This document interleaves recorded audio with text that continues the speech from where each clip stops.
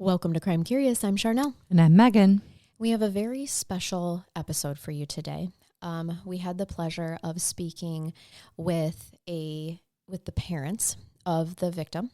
Her name is Morgan Patten. And Steve and Renee Patten, Yep. our mom and dad. Steve and Renee are wonderful people. We sat down with them for 2 hours and learned all about Morgan and the issues that we are trying to shed light on this case.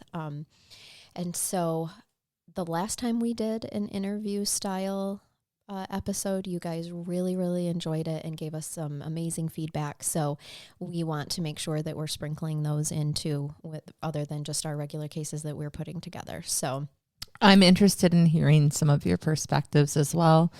Just so that you know, this is a case that is currently awaiting prosecution, not necessarily for what the family would like this prosecution to occur as, but it's pending. So it's a closed investigation that's technically open because it hasn't been explored in court yet, and they've been waiting quite a while. Yes. So, and are still looking for answers, and that's what we dive into here. You're going to hear a lot about who Morgan was, and I want you guys to think about who Morgan was and how you hear her described as you get into the events that occurred that led to her death. Yes, that to me as an investigator is the most important piece of knowing who Morgan was and then trying to connect the dots to how they say everything happened and what they're chalking her death up to. Absolutely. Yep. So with that being said, Yeah. I guess we'd like to introduce you to Steve and Renee Patten. Yes. My name's Steve Patten. I'm Morgan's dad.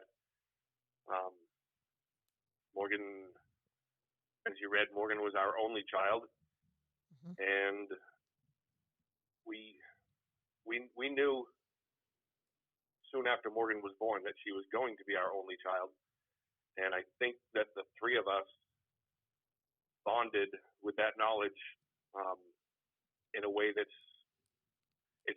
in a way that's greater than most family dynamics that I've witnessed in my life. Sure. I can certainly say that. You know, we had I'm not really sure whether Morgan would have called this a strict household or not, but we certainly had rules and standards that I think have fallen by the wayside in recent history in a lot of families. At the end of every day, all through Morgan's childhood up until she was a teenager or off to college and moved out, at the end of the day, regardless of what got in the way, we sat down and we all had dinner together. I love it. We talked about and we had the opportunity. Sorry, I have a cat running in front of me. we had the opportunity, and it wasn't easy financially, but Renee stayed home with Morgan until she was, she went to kindergarten, and then at that point, Renee actually got a job in the same school, so. Oh, perfect. Perfect. Same exact schedule, and Morgan never went to daycare. She never had a babysitter. So if Renee and I had a date night, the occasional date night, Morgan would be with a family member. Yeah. For an evening, and that was it. We really had a great opportunity to bond, and I am certain that nobody would say that we spoiled Morgan, but as an only child, she had a lot of opportunities. Of course. Well, right. Yeah. We never had to be. Renee never had to go to soccer practice while I was at a dance recital, or we were always there for all of Morgan's events as a family. It truly was awesome. Morgan tried every activity that there was available, and she settled on the ones that she enjoyed, and she was a tremendous soccer player in school. Love that. I'm a soccer player too. What position did she play? She was a midfielder. Okay. She was naturally ambidextrous, so they loved her on both sides of the field. She didn't have to develop a strong left leg or a strong right leg. She was just naturally. She colored with both hands when she was really little. So that's pretty impressive. It was funny, yeah. So, just to talented soccer player. She was a incredible musician.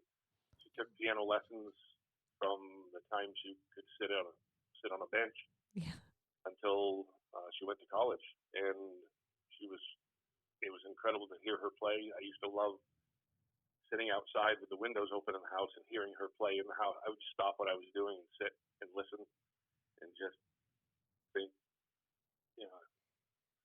just appreciate her talent. Yeah, and those are certainly some of the moments that I miss the most, is just being able to hear her play. Oh yeah. So also played. Being that she was the only child, and I'm assuming had friends and such, did you guys become the hangout spot? Yes, we did. I bet. I could feel it. And I think teenage girls, people talk about how much teenage boys can eat, but I tell you what, teenage girls aren't lacking in that department either, because she'd have a group of friends over. She had the biggest room in the house because we wanted her friends to be comfortable here. Sure. Yeah. So bedroom with a queen size bed and a futon in there, and TV and piano. And the piano. Yeah, her friends would come over and just devour everything. House, and those were great times too. What kind of a friend was she, from what you guys observed? Of course, kids are friends in front of their parents and their friends outside, but just from what you guys saw. Morgan was the best friend you could have. I mean, she always could see more of people than what they gave or what they said. Sure. Mm-hmm. So one of the things I want to do at some point, and I wish we've already done it, but we haven't, is have you heard of the buddy benches? I'm sorry, what was that, Renee? Buddy benches that they have at schools sometimes. Oh, buddy benches, yes. Buddy, yep. And we'd like to put those in Morgan School District, miles to go buddy benches. So explain the process there. Is that supposed to be like a place that you go like to talk to somebody, almost like a peer-to-peer type thing? Right. So say at the elementary school, a child's feeling left out or maybe being bullied, and they go sit on that bench, and somebody sees them, they would go over and they'd have a friend to talk to. And that was like a sign, either I want to be left alone or I need a friend. And Morgan was always that friend that saw those people and was there for them.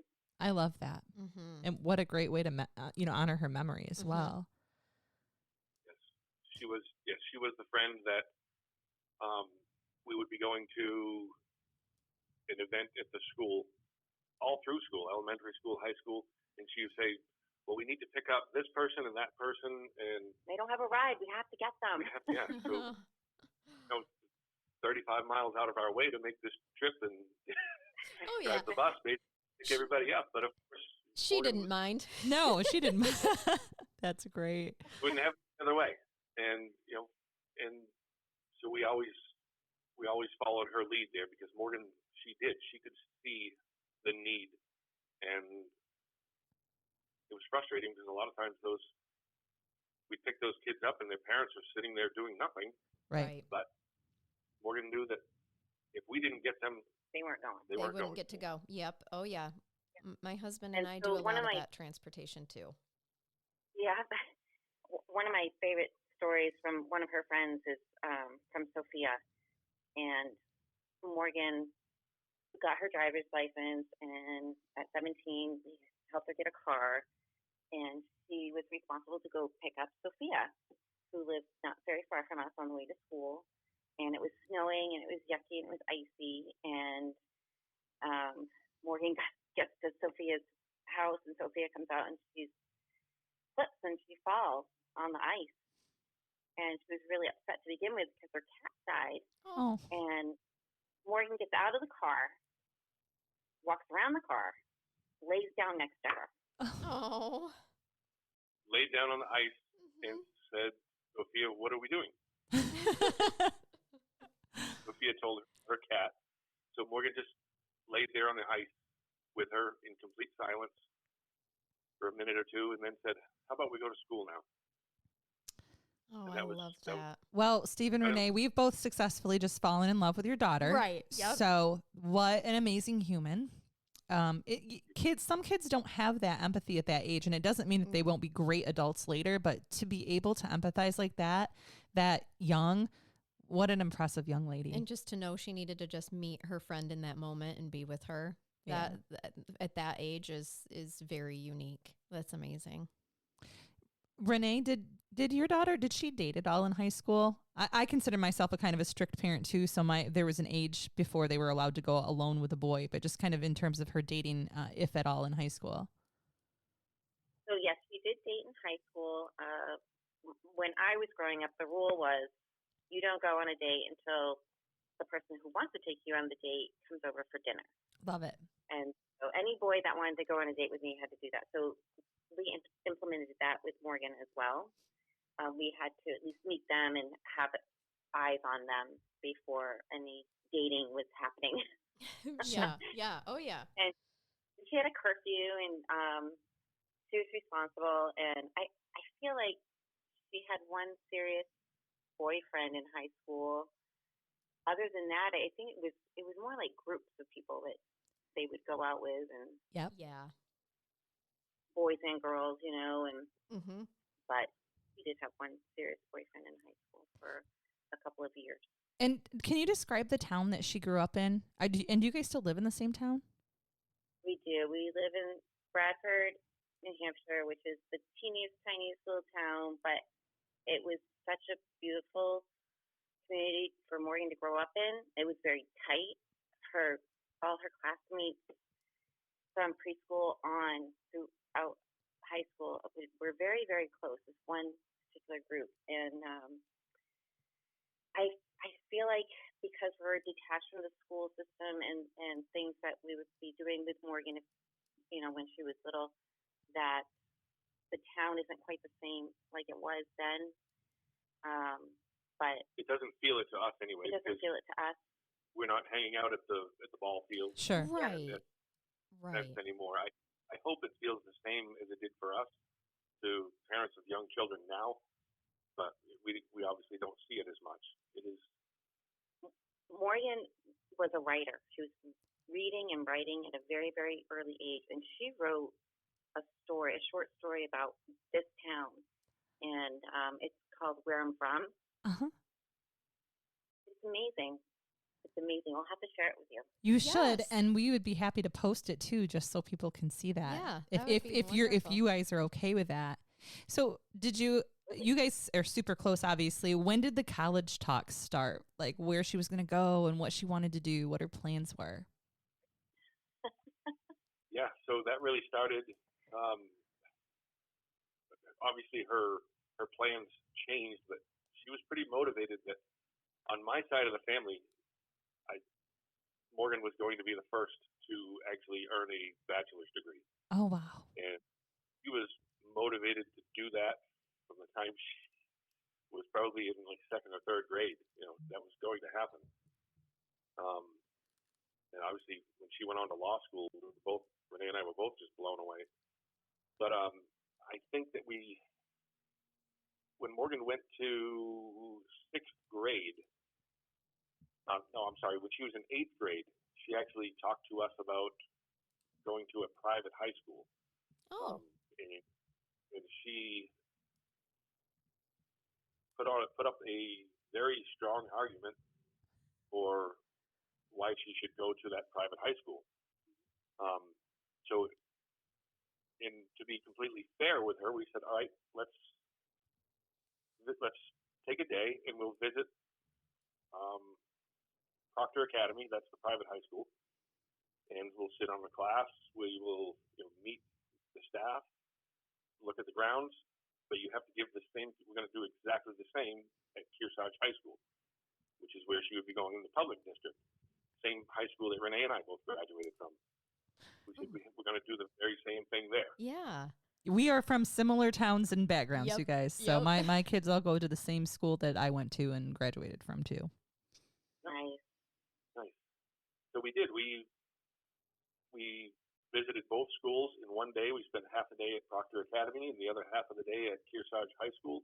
And Renee and I we saw the differences. We knew that Morgan would have tremendous opportunities at Proctor Academy. Mm-hmm. Mm-hmm. But in our conversation with her, we said, look, we have planned on college being a big expense. That's going to be a huge moment in your life going off to college. If this comes down to finances, you're going to be part of that decision as to whether we can actually afford to have you go to Proctor Academy. Sure. And she was such an adult in that conversation that she made the decision herself. Oh, and wow. she wrote us a letter explaining that she really understood that Proctor Academy was not going to be an option. Wow. And it was another one of those moments, and I was just so incredibly proud of her. She made the decision. She made the final decision. It sounds like she was already a lawyer, you guys. I mean, that's very well thought out thinking. I've been there, so I'm already like, yeah, girl, that's exactly how you do that. Yeah.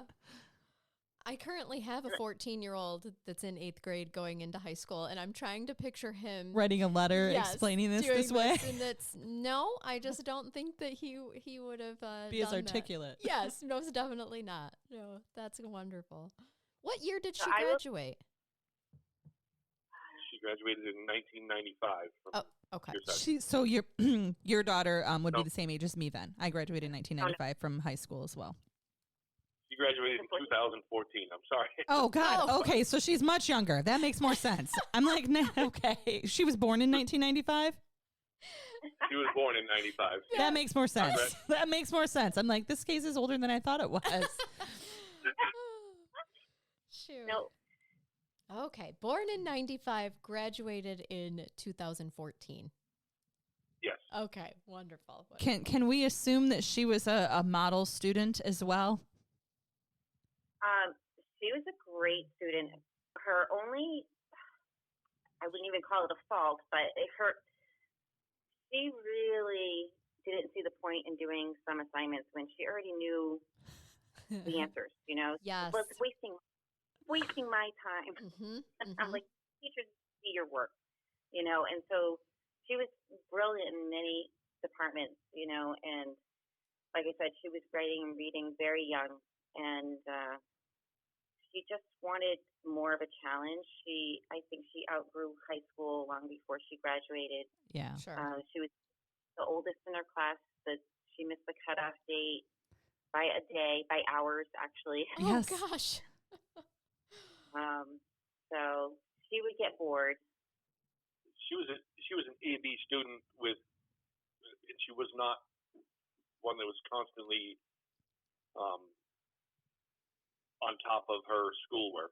She was an A/B student, basically doing the minimum. She wouldn't allow herself to get a C. Right. Mm-hmm. But I like to call us well-rounded, Steve. Those students that kind of get A's and B's, and while they could be a 4-point student, they have active social lives and they volunteer and they, are involved in organizations and in sports. And I'll take one of those kids every time because I know they can be successful in life. Yeah. I also see her point of okay, this is a gross waste of time. So I'm not going to do this assignment, or I'm not, I feel like their generation really has started to kind of challenge the status quo when it comes to some things that are in our education system of like, this is busy work and I don't need busy work and it's not enriching my experience. Yes, my education anymore. This is just to placate me and keep me busy, and that's not what I want to do. It's not what I'm here for. And my middle son that is a sophomore right now, we are going through that. He's an AB student, but he will come home and say, I'm not doing this assignment. This is ridiculous. We already went through, X, Y, and Z. Why do I then have to do this? Like, well, I get it. I see their point. Our generation is rule followers, so just do it. Right, exactly. Just get through it. So where did the funny part, go ahead. Morgan would take the time to write her teacher a letter explaining why she didn't want to. Half the time it took her to write the letter, but she wanted to. She gets credit for that. If I was your teacher, I'd be like, fine, that was a great explanation. It took you longer than the assignment would have, Morgan, so there's an A. I love this. And you guys were surprised when she went to law school? Because like Megan said, she's been practicing She's been since she lawyering was for little. a long time. The surprise was that she wanted to continue. I would have. It would not have surprised me if she had taken a couple of years, perhaps, and gone into the workforce and then gone back to school. But she immediately enrolled in law school as soon as she had her geoscience degree. And that was, so in geoscience, school, that's cool. Yeah, so in high school, I think she really blossomed because there were two instructors there who Morgan called them the mad scientists. And Morgan thrived on natural sciences, earth, space science. She just, that was her passion. Mm-hmm. And she connected with those two instructors and loaded her schedule up with all the science that was available. Yeah. And she would explain things to us or want to show us something that she learned, and it would literally be right over our heads. We were like, Morgan, I don't know. She would sit for 3 hours to listen to, what was it at the college there? She listened to the first woman that went, or a woman that went in the submarine. One of those small submarines that travels like 30,000 feet below sea, under the ocean. Yeah. Fascinating. And they were saying all these words that, you'd have to go to school to learn. Right.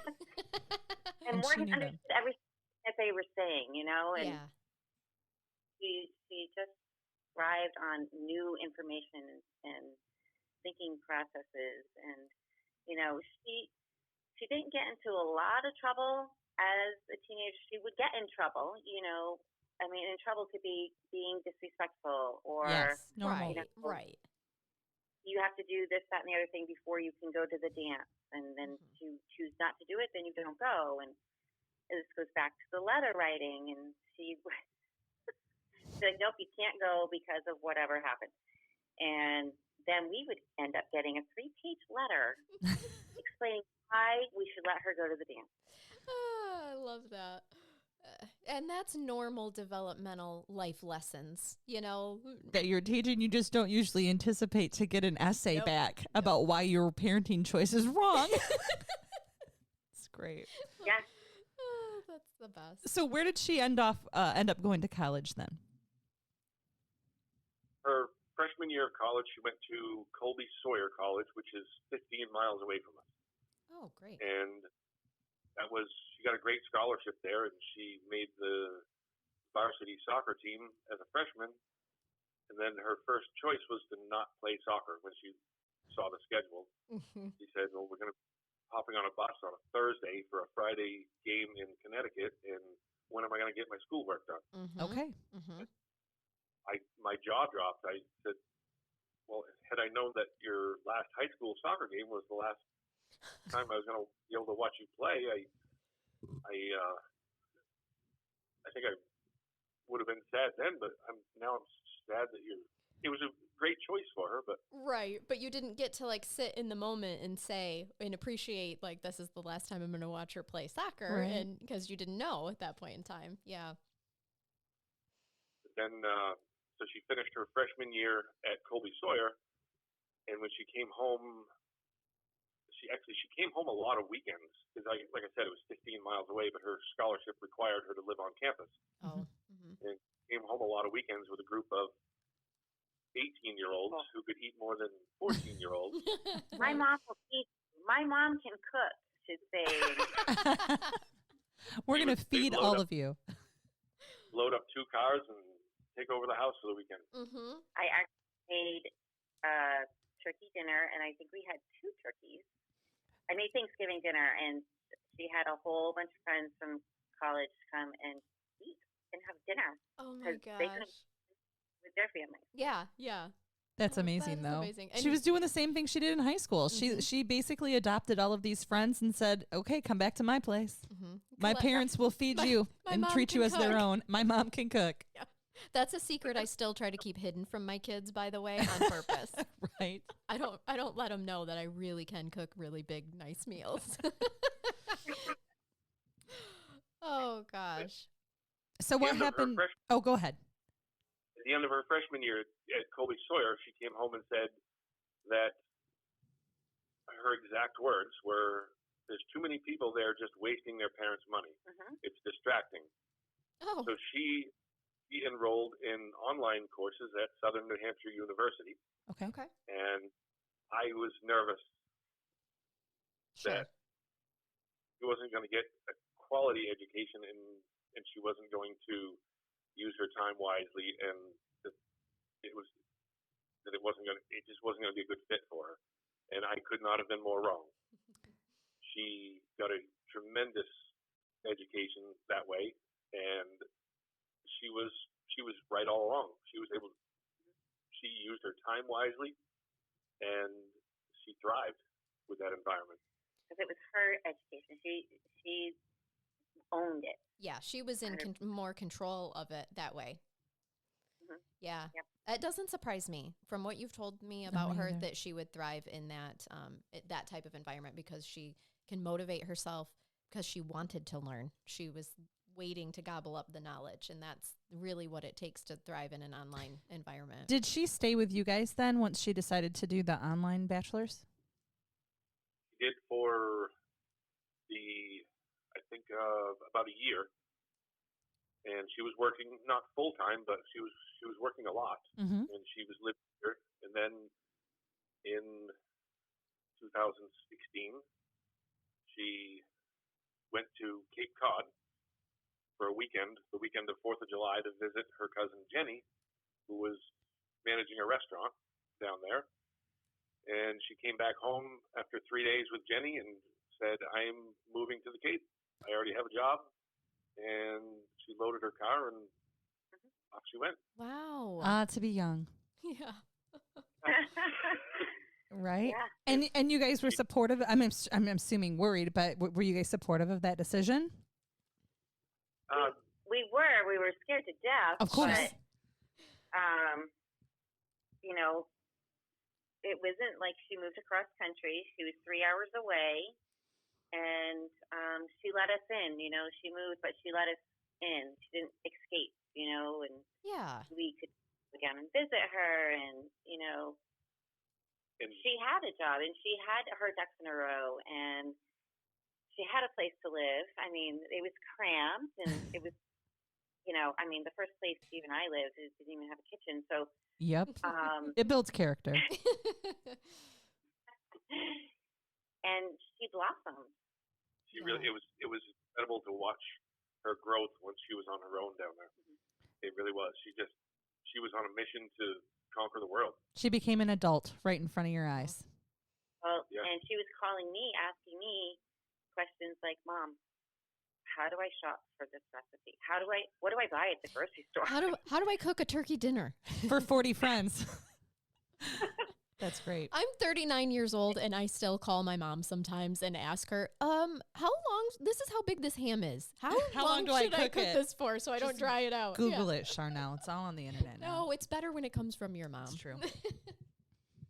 Yep. And she would reach out to for nonsensical stuff and just kind of, I don't know, she just wanted to get your brain going, and she would come up with these things and say, "Dad, how do I figure this out?" Or, and I was like, phone call, "Mom, I don't feel good." Yes. Yes. That's my life too, Renee.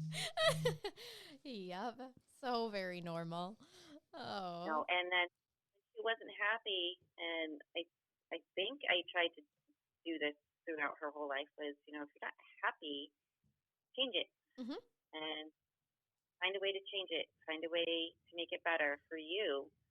And she wasn't happy with her job down there, and I forget what happened with that, but she went and walked down to Hyannis Marina and said, "I need a job."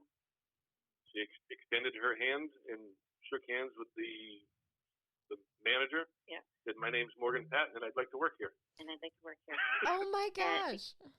And because she wanted to make a change, and that's what she wanted to do. Yes. And Charlotte hired her on the spot. And this is at a marina? Mm-hmm. Yes. That's cool. Over the next 2 years, she became the assistant manager at the marina, and she was responsible for these $15 to $30 million mega yachts and sport fishing yachts that were coming in. Morgan basically was their concierge and was responsible for the safety of their boats while they were in the marina. And she's all of what, 20 when she walked up and said that she wanted a job there? I mean, at this point in time, you just don't, you don't see that a lot in So this is when kids. she's still finishing her bachelor's, that she's working this job. Okay. Yes. And she also got her own place to live. And then she was living by herself, and that really made me nervous. But sure. she was on her own. And then she adopted a 8-year-old cat with 3 pages of behavioral issues that came with it. Oh my, that's so funny. 3 pages. I could write 3 behaviors of behavioral issues on my cat too, and I got her when she was a kitten, so I just diagnosed her at this point. Oh, that's funny. So she has a cat, learning to live on her own.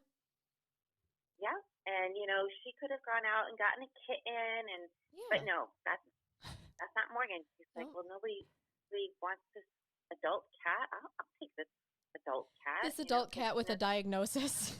That's fantastic. Oh, I love it. And her fiance actually has Gigi now, the cat. Oh, okay. When did they meet? So they met while Morgan was at the marina. Okay. So Phil actually lived on an island off the coast of Cape Cod, Martha's Vineyard. Oh yes, okay. And so he was on the Cape. I'm not even sure what the reason was, but they bumped into each other, met at a social event. They didn't have any mutual friends or anything. They just. Well, I'm sure he took one look at your daughter, and she's absolutely gorgeous. So I don't blame him for right. She caught his eye. They're a lot alike as in some ways, but the one thing missing in Phil's life at that point is, I'll use the word motivation, but it's not that Phil's a lazy person. He's not. He's incredibly hardworking. It's just that his goals and dreams he puts on the back burner because he's busy. That kind of a thing. Okay, got ya. Yeah. Where when Morgan started learning more about Phil and they became closer, she's like, well, so you want to join the Marine Corps, then just join the Marine Corps. Right. It's very easy for her because she's been manifesting her, life, her entire life of what she wants to do. Yeah, and she never even recognized any barriers. It's like, this is what I'm going to do, and this is my path to get there. Yep. One thing holding me back is me. Yes. Yeah. So what year did they start dating? That was 2018. All right. Okay. And at some point in time, were they living together or still living separately and just dating? So once Phil enlisted in the Marine Corps, which Morgan helped him do, and I actually was involved in that process as well, having been a Marine myself. Oh. He had a lot of questions. Phil had, in a conversation one evening, Phil tells the story much better. Basically, he said Morgan explained to him what her goals were in life, and then turned the tables and said, so what are your goals? Because I'm not going to allow you to hold me back. You either can go through all of this with me, or I'll leave you behind at some point, is basically what she was telling him. Sure. And then she said, what are your goals? And let's see if we can accomplish all of this stuff together. Mm-hmm. And that's when he mentioned that he had wanted to join the Marine Corps right out of high school. He grew up in Bakersfield, California, and he and a buddy had wanted to join the Marine Corps, and his buddy backed out, and Phil never went. And here he is, almost 27 years old, which is the cutoff. Right. Oh, yeah. And Morgan said, well, here's the situation. if it's going to bother you for the rest of your life that you didn't join the Marine Corps, you can either do it now or kiss it goodbye. Mm-hmm. It's your last opportunity. So he did. Phil enlisted, and as soon as he enlisted and had a date of, I believe it was sometime in July of 2019, he would be leaving for basic training. Then they moved in together. Morgan was going to take care of the little house that Phil had on Martha's Vineyard. Move in with her cat and just. That sounds like idyllic, really. Like a house on an island, Martha's Vineyard, with your cat, surrounded by books, studying. Like, you just described my dream. She was well on her way. Yeah, they as a couple too. And so you guys, you were supportive, Dad. Like Phil, like you liked him. As you stated, maybe he lacked a little direction to begin with, but he became motivated probably a lot because of your daughter. And then you were okay with this? Yes, we had met Phil a number of times and spent time with him. They would come up here and spend weekends. We grew to love Phil pretty quickly. He was, to see the two of them together, this is the part that really hurts. Sure. To see the two of them together, we couldn't have asked for anything better. yeah. We couldn't have if Morgan had allowed us to choose a mate for her, I don't think we could have done better. That's amazing. Oh, that is amazing. What a huge compliment that is. Well, just the sense of comfort. I mean, my oldest is 22 and is with a very serious significant other, really the first one she's ever brought around. And it's kind of, you meet them and you get that feeling, the mom and dad feeling. And I'm kind of at this point where you guys were like, I feel comfortable with this. Like, wow, she made a good choice. They're good together. Never seen her happier, ever. She brought him home, and we met him for the first time, and we call him Uncle Sean. Uncle Fun. He's not related to any of us. He's not related to any of us. Right. Love it. He is in our minds, and went to high school with him and everything, and so he got to meet Phil as well. And I remember Sean and I just jumping up and down, excited and happy, and we turned to Steve and we're like, "Can we keep him?" And Steve's like, "What? No, what?" I had to be the dad. I'm like, "Listen, I'm not there yet. All right, Phil just got here." Right. Good for you, Steve. Hold your ground. Oh. No, it was immediate. It was immediate. The second I saw them together, I couldn't. My eyes, I couldn't believe it. I'm like, this is more than perfect. Mm-hmm. They loved each other so much, and everybody could see it. It was such a good fit. So, Phil's father, Phil has a tremendous family as well, and we all will all be bonded forever in this weird way at this point. Of course. But Phil's father described Morgan in Phil's life as a lightning strike. I can see why. Yeah. And that's a very good description. Mm-hmm. So he joins the military. That means he's going to be headed off to boot camp then at some point. She's moving into the Martha's Vineyard home, right? Correct. Yes. So does that happen? He was leaving for 3 months. So Morgan moved in, I want to say it was around February of 2019. And Phil was leaving in July, and he would be gone for 3 months at Parris Island, South Carolina. Right. And their only contact would be through U.S. mail. They would not be able to see each other. They would not be able to talk on the phone. After basic training at Parris Island, Phil would have 10 days leave, and then he would report to Camp Lejeune or Camp Geiger, North Carolina, in Jacksonville for, I believe it's 6 weeks of advanced infantry training, and then he was actually going to be joining a reserve unit. So by Christmas, he would be home, and their plan was actually epic. Morgan had, it cost her $1,000 to do it, but she had delayed her enrollment to Roger Williams Law School by a year so that she could be in the house while Phil was gone. Mm-hmm. Then by December, Phil would be home, and he would be attached to a Marine Corps Reserve unit in Connecticut.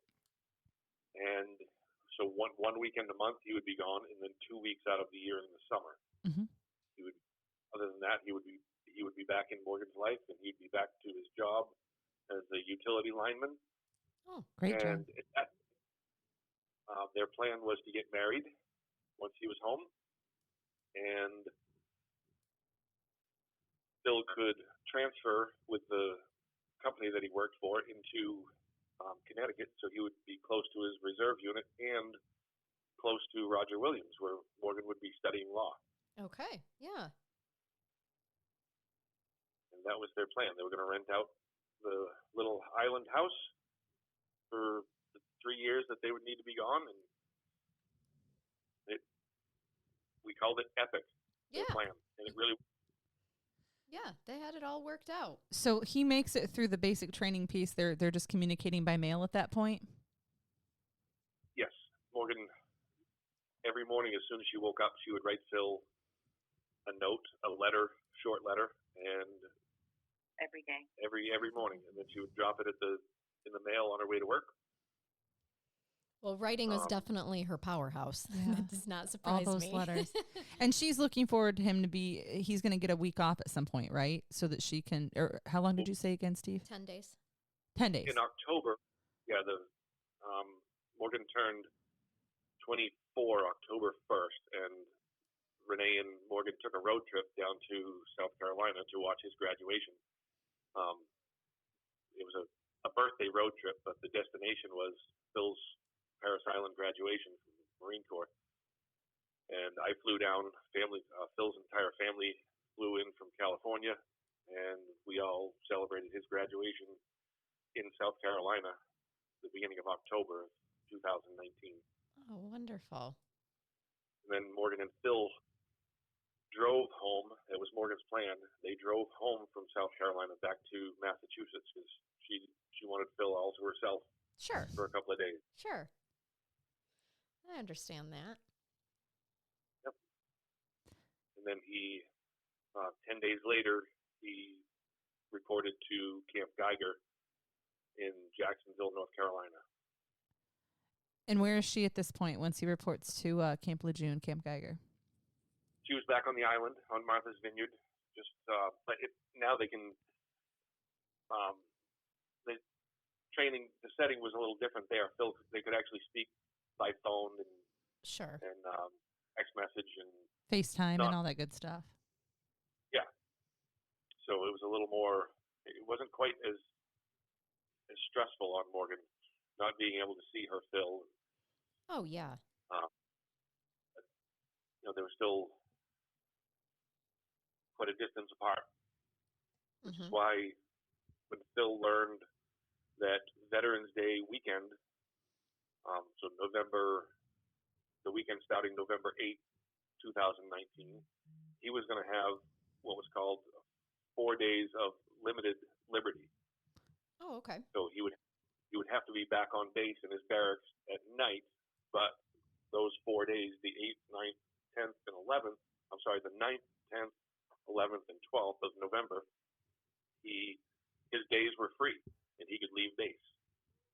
So he sent Morgan plane tickets to come down to Jacksonville so they could share those 4 days together. Okay. And he was super excited. Yeah. 30 years ago, Renee had done the same thing, flown down to Jacksonville to spend a weekend with me. Oh, yeah. Oh, my goodness. So you know exactly how she felt, Renee. Yeah. So excited to be able to go see him. Absolutely. And that's when things went terribly wrong. Okay. I figured you were getting there. So Morgan You know that. So just so that we have a timeline, then she's going to fly, and she's flying into Jacksonville. And then what is the plan? Is he supposed to pick her up? So he wouldn't be off duty until 8 a.m. on Saturday, November 9th. She wanted to arrive the night before so that they wouldn't have to waste a minute. I got it. As soon as he was free, they could be together. So it's actually quite to fly down to Jacksonville from an island off the coast of Massachusetts is not an easy task. And she was up she was actually on a boat at 5:30 a.m. that Friday.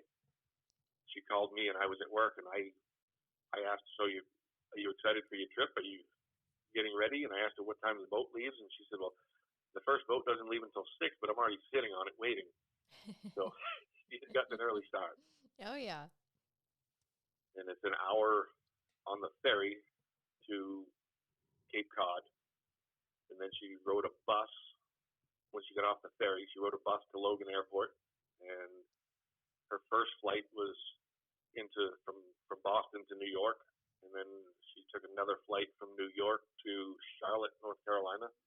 And then a small commuter plane from Charlotte into Jacksonville. Yeah, that is not a small feat. That is a lot of traveling. Yes, those 13 hours. It took her 13 hours to get from her house to the hotel she was staying in. Okay. A boat, a bus. I was going to say, the only thing she's missing is a train. Right? Yes, but 13 hours later, she sent us the text message saying that she had arrived at her hotel. Okay. And she let us know at the same time that when she checked into the hotel, she was looking at her emails, and she had an interview scheduled for Tuesday, the day that she would return to Martha's Vineyard. The Island Energy Company wanted to interview her for a position she had applied for, and she was very excited about that. Yeah. And she had a lot of good things going on in her life. Most important to her, she was going to get to see her Marine, her Phil. Her Phil, yeah. What hotel did she check into? She checked into the Baymont. I think it's called the Baymont Suites. Okay. She chose it only because they advertised it was the closest hotel to Camp Lejeune, North Carolina. Sure. And Camp Lejeune and Camp Geiger are basically the same base. They're divided by a river. Mm-hmm. So it was the closest, and that's why she chose it. And I'm assuming probably a lot of significant others stay there then. If they're advertising they're the closest, this is a place where all the military wives and fiancés and husbands and stuff go. Probably. It's I don't know how they get away with advertising that they're the closest, because if they are the closest, then the second closest is 6 inches further away. Okay. Because literally a cluster of hotels. Okay. Chain restaurants and hotels on this street, Western Boulevard. Hey, those couple feet made a big difference for their advertising purposes. Or no one sued them over it yet. Right. So. Right.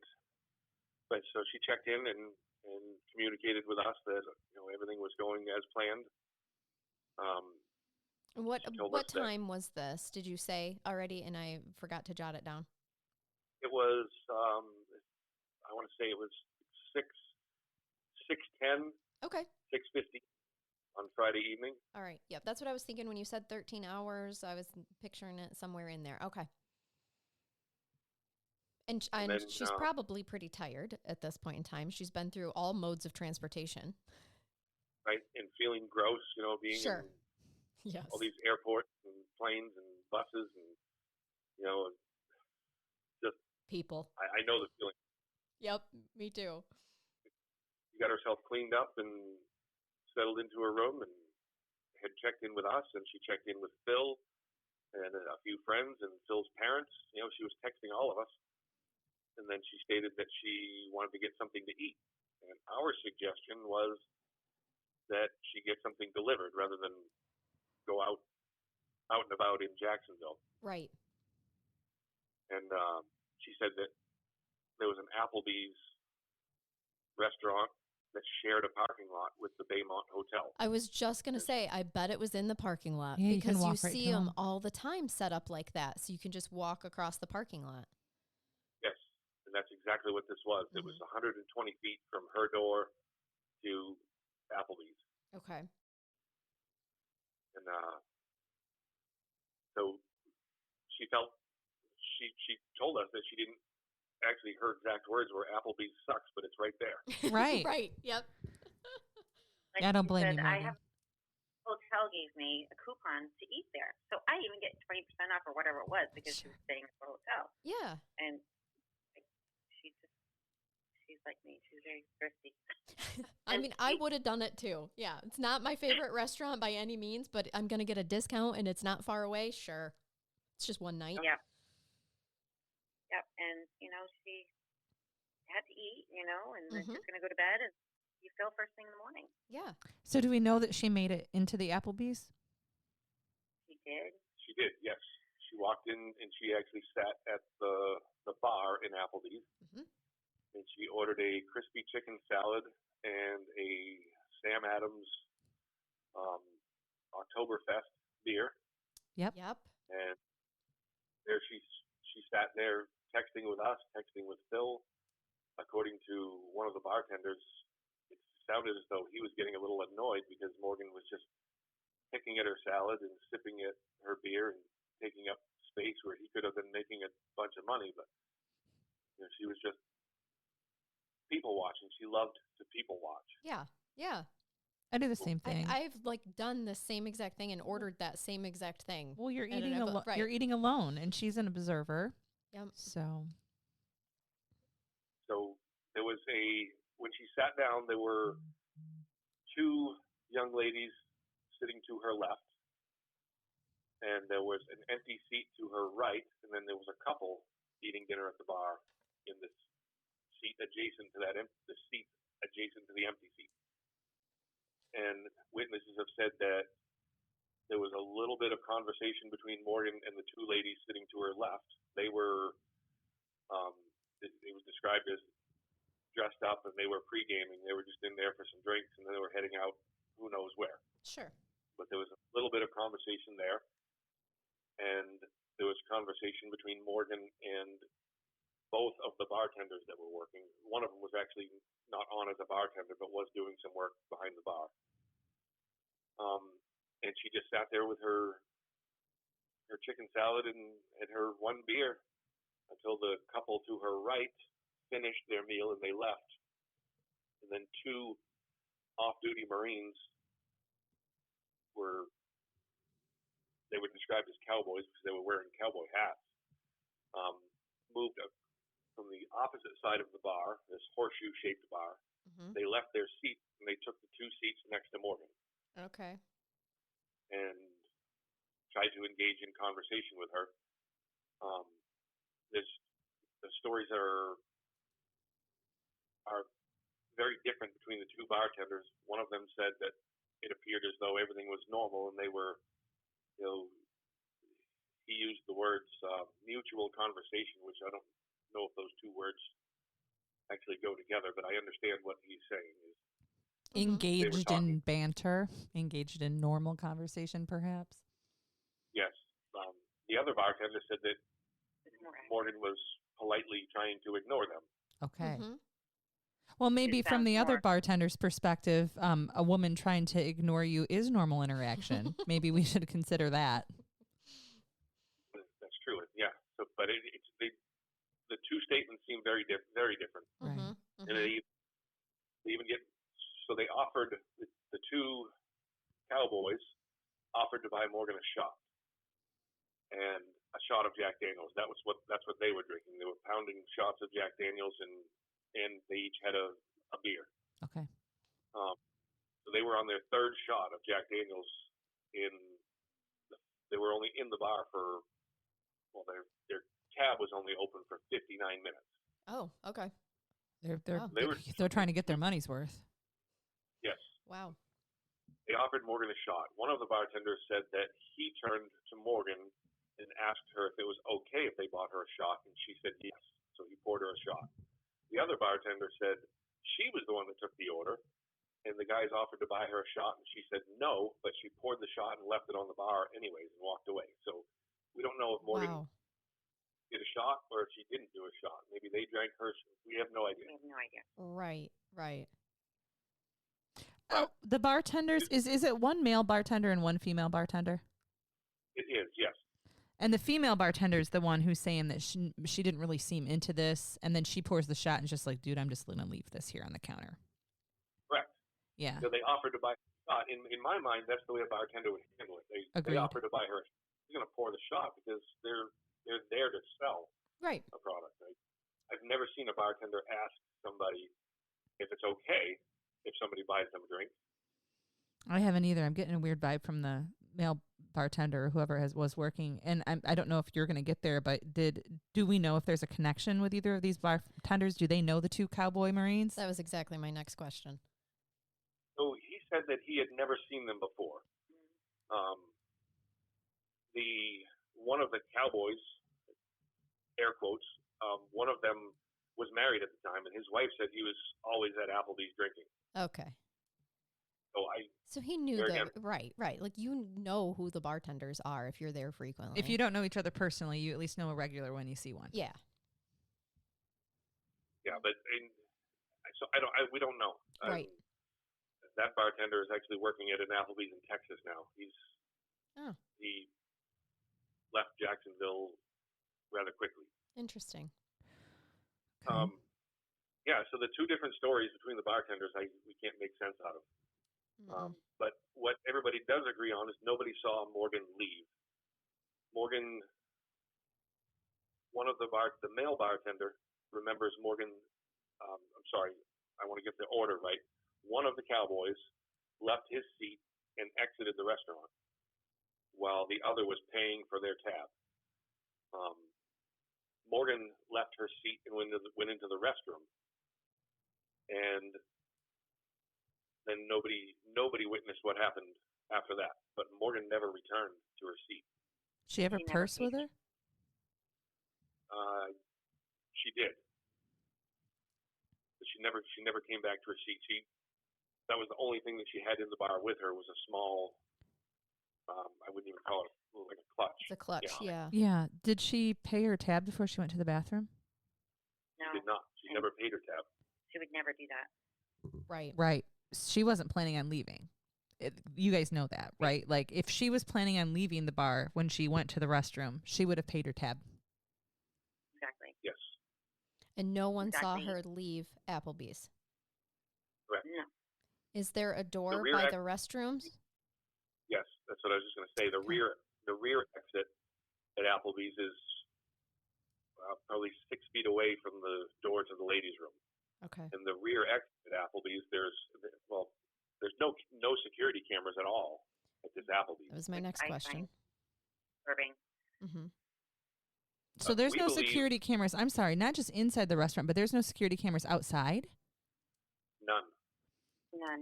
And the local hotels, because they're within feet, did any of them have, I'm sure they have security cameras, but they're pointing at their buildings. Did anybody's happen to be in the vicinity or like pointing that direction over the parking lot? So there was one camera working at the hotel. And that camera, we were able to see Morgan leave her hotel room and walk across the parking lot. Actually, she didn't walk across the parking lot because it was dark. She actually walked the long way around the parking lot underneath the lights to get to Applebee's. Mm-hmm. Okay. But the angle of the camera, we can see her walking towards Applebee's, but we can't see Applebee's. Okay. What was she wearing when she left the hotel? You said she was carrying a small like clutch purse, like a wristlet type thing. I carry one of those. She was wearing her one of those little sneakers called Converse. Little Converse Chuck canvas Taylors. sneakers and a pair of jeans and Flannel shirt? It wasn't a flannel shirt. It was a pullover, just a casual. light cotton pullover shirt. Yeah, very casual. Yeah, to go eat at crappy Taking hers- Applebee's. She right. just needed sustenance. All right. So there's nothing to help you guys out in terms of there being some video out there, at least nothing that anybody's come forward with. Nothing. The only other camera that was checked. There were two other cameras that that the police checked. One is a 360-degree high-definition traffic camera at the intersection directly in front of Applebee's. They were hoping to see which direction the truck left in after it left Applebee's. But they found that camera was broken, and it was stuck, and it was focused on the Wendy's parking lot diagonally across the intersection. Oh gosh. What the worst, this is the worst stroke of luck ever. I mean, these should be working operational traffic control device cameras, and it was stuck. Yes. And then there was an Irving gas station and convenience store a couple of blocks away that they looked at their camera footage and did not see the vehicle or they didn't see Morgan or the Cowboys in their video. There were two other high definition traffic cameras on Highway 17 in the direction where the crash happened later on. That might have helped, but they never asked. The initial investigation, they never asked to see that footage. They asked after it took 38 days before a criminal investigation was opened, and at that point, that footage had been recycled or Right. Yeah. recorded over, if you will. I don't know what the correct term. That's correct. Right. Even at a local sheriff's department here, for things that happen in the jail, after a certain amount of time, they recycle it. They there's not unlimited resources, so they have to use the recording over. Yes. So by the time 38 days when they opened a criminal investigation, that footage was gone. Right. So what kind of a truck was this? And we know the two Cowboys were in. It was a 2016 Chevrolet Silverado 2500 four-door truck. And what time did they cash out? When did their tab say they left? So they cashed out at 9:31 p.m., but then the bartender said that they hung around for a while after that, and they may have actually had more to drink and paid individually for them. Right. But their tab, they cashed out at 9:31. Okay. The bartender, the female bartender, actually punched out somewhere around 10 o'clock, and she made herself a meal and sat down, and she estimates that it was somewhere around 10:20 to 10:30 the last time she remembers seeing them and Morgan still there. Okay. So our only guess is that it was at that point that Morgan went to the restroom. Okay. And she didn't hear much of any of their conversations, just that it was banter. She did not. When she was interviewed, she said that when she learned the next morning that Morgan was killed in their truck, she was just shocked. She just didn't see there's no way that Morgan left with them. Right. Was her reaction. Mm-hmm. It just didn't happen. So are we, to throw a hypothesis? Go ahead, honey. Oh, sorry. I was just looking at my phone. The last text that we received from Morgan was at 10:25. Okay. I was going to ask that too. Okay. And what was she texting you, Renee? Like, was she telling you that she was talking to anybody, or? No, she hadn't mentioned any of that, and I was being mom and saying, lock the door. Yes, I have two locks. I said, use them. And she says, she texts back, yes, ma'am, which isn't something she would normally say to me. So I found that odd. What time was that? That was at 9:40. So she still would have been at the bar. I guess. So she was saying that she was going to sleep. Okay, going to sleep. And I said, back at the hotel? And she said, yes. Or she could have said yes and been en route. I don't know. Or she went to the bathroom and was that's when she, heading toward the bathroom or something, was like, yeah, I'm just going to tell Mom that I'm safe and sound so she'll go to sleep. I don't know that there's any malice there with it, Renee. I think, I've done the same thing. My mom still to this day texts me when you get home. Well, I'll text her when I'm in town about 5 miles from my house and be like, I'm good. Mm-hmm. And then she said, I'll text you in the morning. And I said, okay, lock the door. And when Morgan and I traveled, when we went to Phil's graduation, we had the best time. Going on a road trip with Morgan was awesome. But she planned all the places that we stayed, and and I would always make sure the door was locked, double locked, and I would always put a chair in front of the door. And Morgan would say, why did you put that there? And I said, because that's what you do. I agree. That's how we were raised too. And I said, it's unfortunate, but I say all the time, what's the first thing that you do when you get into a hotel room? And guys will start, no offense, Steve, but guys will start telling you all the things they do. Like I use the bathroom, or I check the television, see if things are working. The first thing women do when we get in a hotel is lock it and deadbolt the door. Yep. Every time. Always. I turn around and lock and deadbolt the door. Yep. So she was all about her safety. Yeah. Walking under the lights to get there, and obviously, she had on her mind was going to see Phil. Right. So as she was traveling that day, I had sent her. I was looking up horrible stories, things that happened in military towns, and specifically Jacksonville, North Carolina, and I was sending them to her, and I just wanted her to know that. Yeah, an awareness, right? Just be alert and be aware that these are some of the things. Steve, when you were looking those up, were you worried? Did you have a bad feeling? I didn't want Morgan. I didn't have a bad feeling, honestly. Okay. I didn't want Morgan to think that because there's 84,000 Marines in town, it's the safest place on earth. Okay. When it really should be. Mm-hmm. Mm-hmm. Agreed. It should. The problem is I had served in Jacksonville, North Carolina. I know that there's 84,000 Marines and there's nothing to do. Right. Uh-huh. And the strip clubs and the bars and it's not a pleasant place. Sure. I wanted Morgan to be aware of where she was going. Okay. So is it a hypothesis then that we've got one cowboy outside of the Applebee's and we have the other one paying the tab and Morgan in the bathroom? Is there a theory that, one of the cowboys opened that door that was nearest to the restroom and apprehended her? That's our theory. Mm-hmm. Where we're at in the official investigation in North Carolina is the driver is obviously at 10:51 p.m. Morgan was killed when that truck left the road.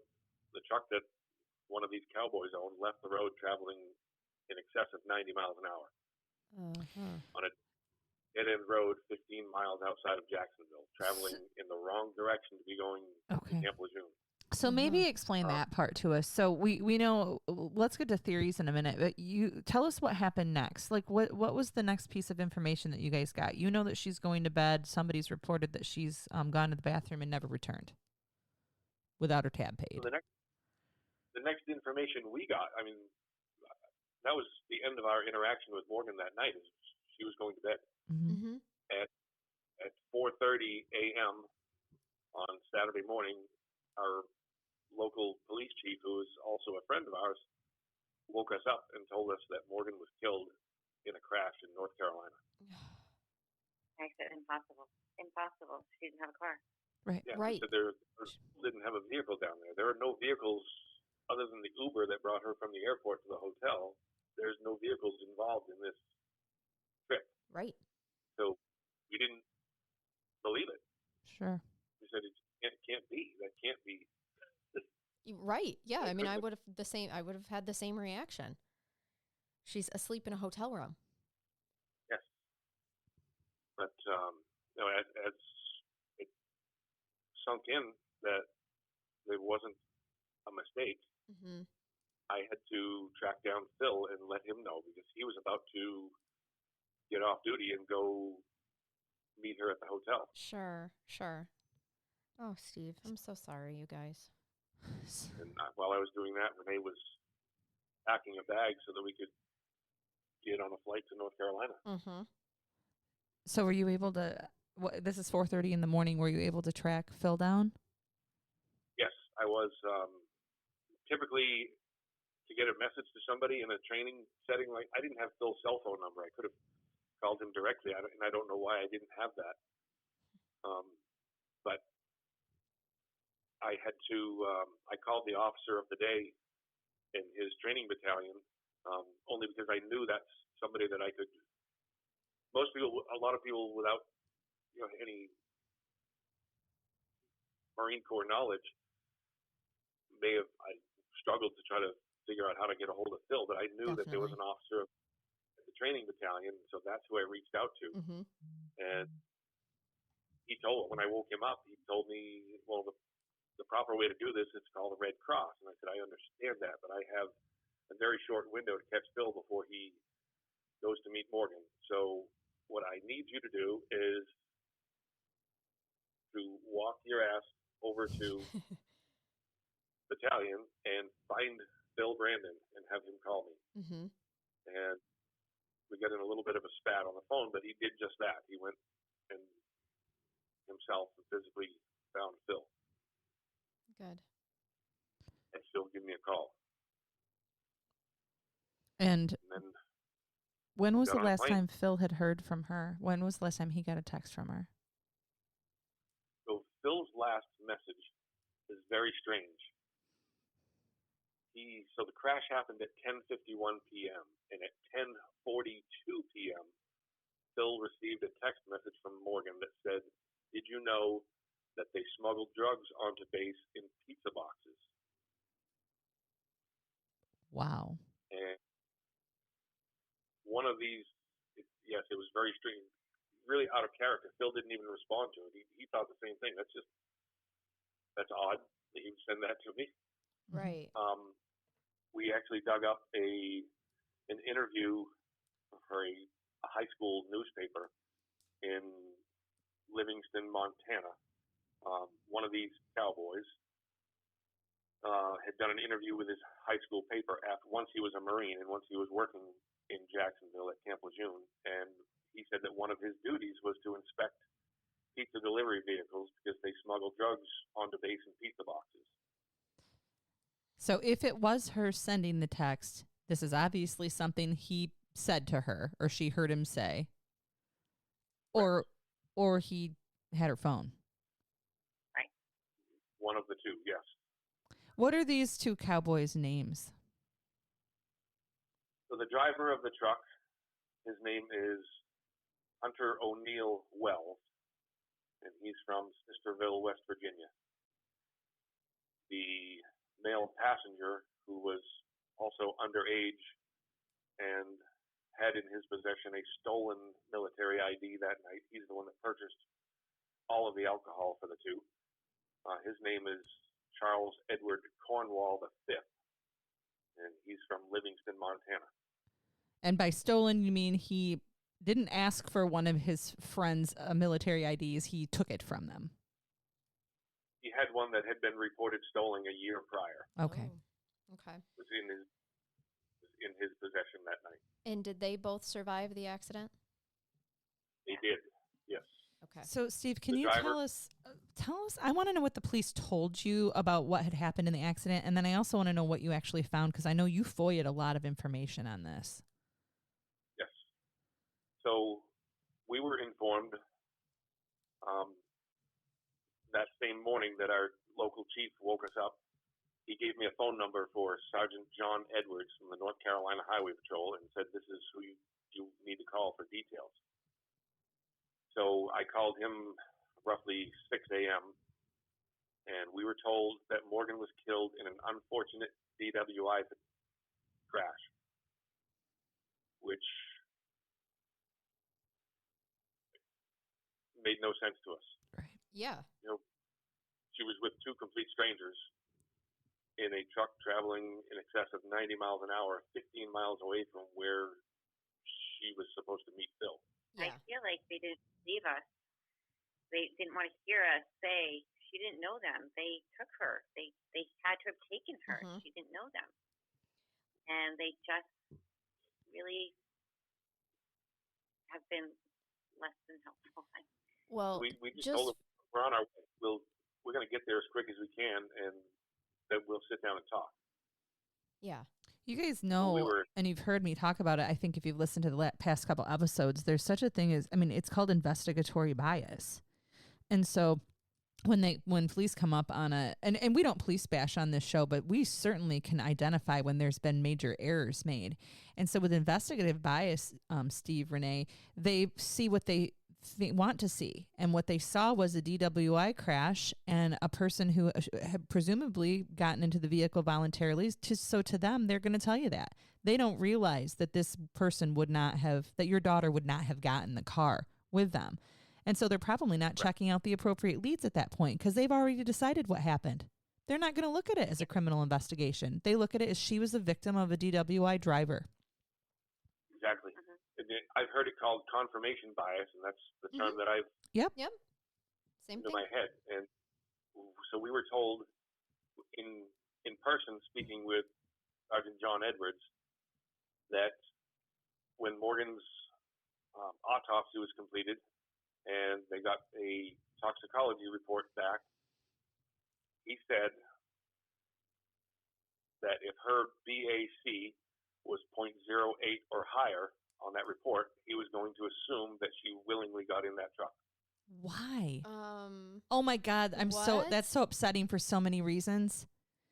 So yes.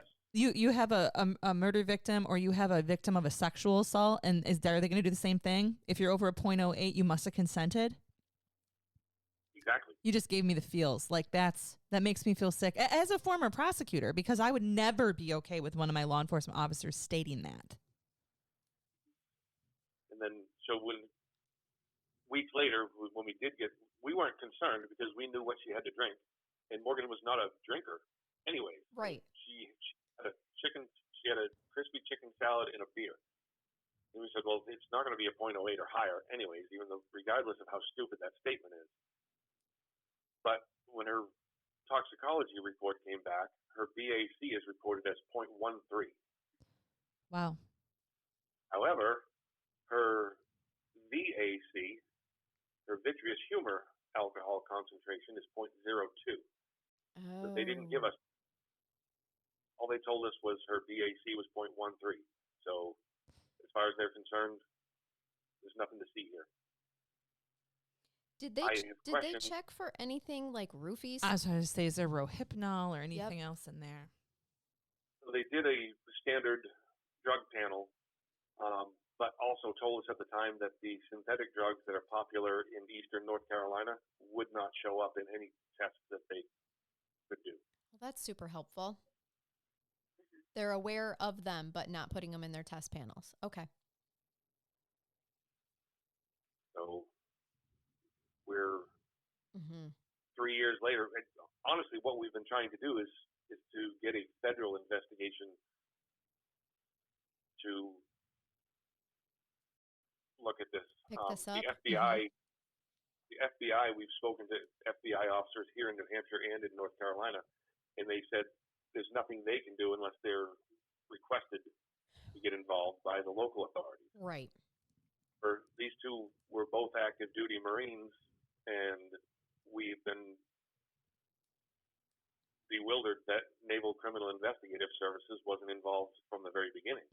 Yeah, just general knowledge regarding, and you were in the military, Steve, but because they were active duty, shouldn't there have been an immediate military investigation? For example, I have a young man right now who's active military who's in trouble for an OWI here. So he has a drunk driving. I tell you, it was as soon as I got him arraigned down here and just getting ready to put him on probation, they've already started doing stuff with him through his commanding officer, like putting him in all kinds of programs and everything. I've been collecting news stories from Jacksonville, North Carolina, where active duty Marines are involved in in everything from traffic accidents to major crimes off base, and every one of them states that Naval Criminal Investigative Services is involved in the investigation, except for Morgan's. And never, like, they haven't picked it up to take on at all sometime throughout. They just aren't involved, period. They are not involved at all. I know very recently our senior senator, Gene Shaheen, here in New Hampshire, sent a letter to the director of Naval Criminal Investigative Services asking him to open an investigation into Morgan's death and the actions of 2nd Marine Law Enforcement Battalion, because some of the documentation that we have shows that they have covered up or left out relevant facts in this case in order to discharge Charles Cornwall, the male passenger, honorably. Oh. The one who stole the ID. The minor. Correct. Mm-hmm. So not even that was investigated? I mean, we have pattern of behavior here, right, of ill repute. It's deception. It is. Not investigated, although we know for a fact that when Charles Cornwall was interviewed by his own commanding officer, his own platoon commander, yeah, he discussed that stolen ID, but it's left out of the report, the final report. Are there police interviews of the potential perpetrators here? The cowboys? We haven't been able to get any information. Actually, the driver, Hunter Wells, hired an attorney immediately and invoked his right to remain silent. So all of the investigators told us that they can't speak with him. Charles Cornwall has never been interviewed. The passenger. Correct. Was the driver charged with operating while intoxicated, causing death? He has been indicted for felony death by motor vehicle. Yes. That's what we call it here. And so he was charged, this occurred back in 2021? 2019. 2019. Yes. Jumping ahead big time, I apologize. Mm-hmm. And has he been convicted of that? He has not.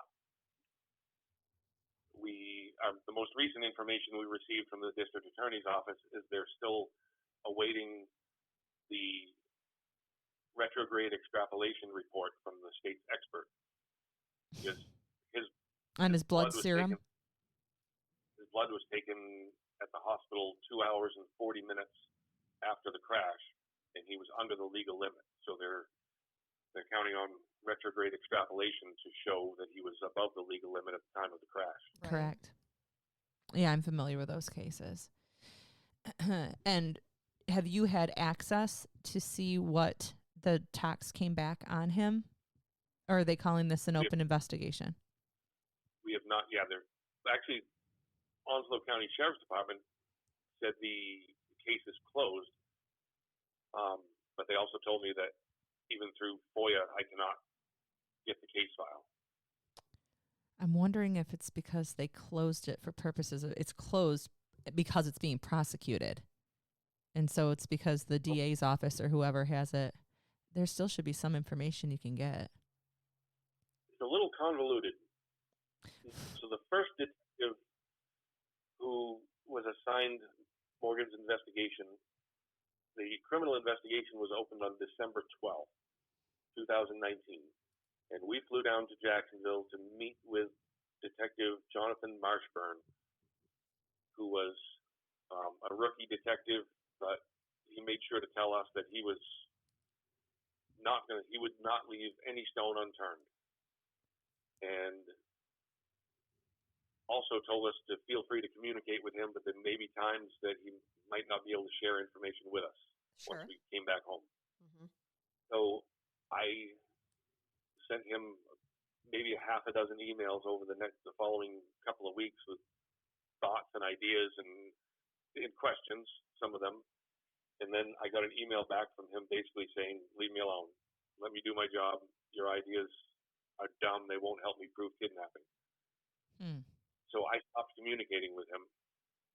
And then we learned a year later, in December of 2020, that he left the department for a job with the state and closed Morgan's case on his way out the door. Oh. Without a reason? So, he considered that it was done. He was leaving his job. The case was closed.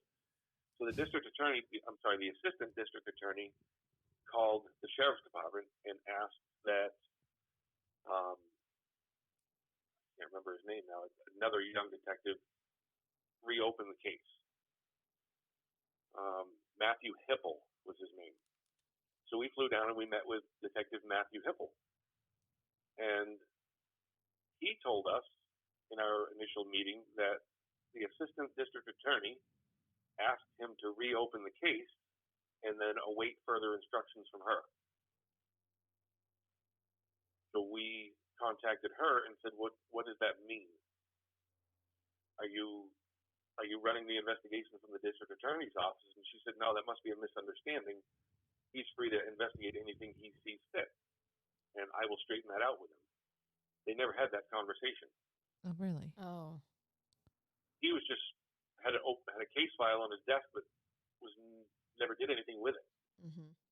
And 10 months later, he left the department and closed the case again.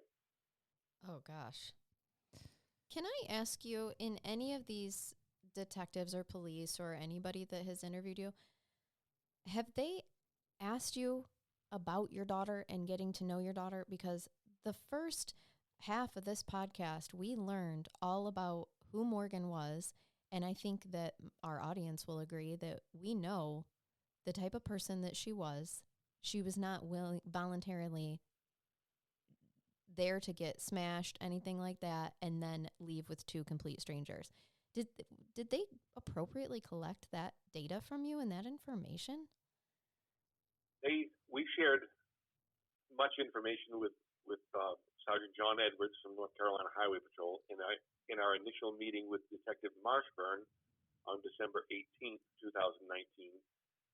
We also described Morgan to him, and he told us he had done a data dump on Morgan's phone, because they still have Morgan's phone in there as evidence, and we active too. I mean, you could pick it up and make a phone call on it now. It's still active. But he said they had done a data dump on it, and he said this is not the average 24-year-old that I deal with. Right. That doesn't surprise me. Learned a lot about Morgan by her phone, but then they never did anything with it. They all told us that proving kidnapping is very hard, and we have a rock solid case for felony death by motor vehicle, so that's what we're going with. Right. Literally, that's a true statement, Steve, but the problem is that what have they done to continue I'm sure there's a call to action, right? Like, if you know anything about, if anybody was there in the parking lot at the Applebee's at any of these places, come forward. But do you know if there was a canvas done? Are there interviews with people who, other than the two bartenders? And the people that were... Actually, the two bartenders were interviewed. They asked for a written statement. Actually, the detectives didn't even do this. An officer with the Alcohol Licensing Enforcement Agency in North Carolina got the written statement from the bartender. All of the other interviews were done by our private investigators. Right. So the answer is no. I mean, the law enforcement, unfortunately, at that point in time, did not go and talk to everybody else who was around. They did not talk to any of the staff at Applebee's.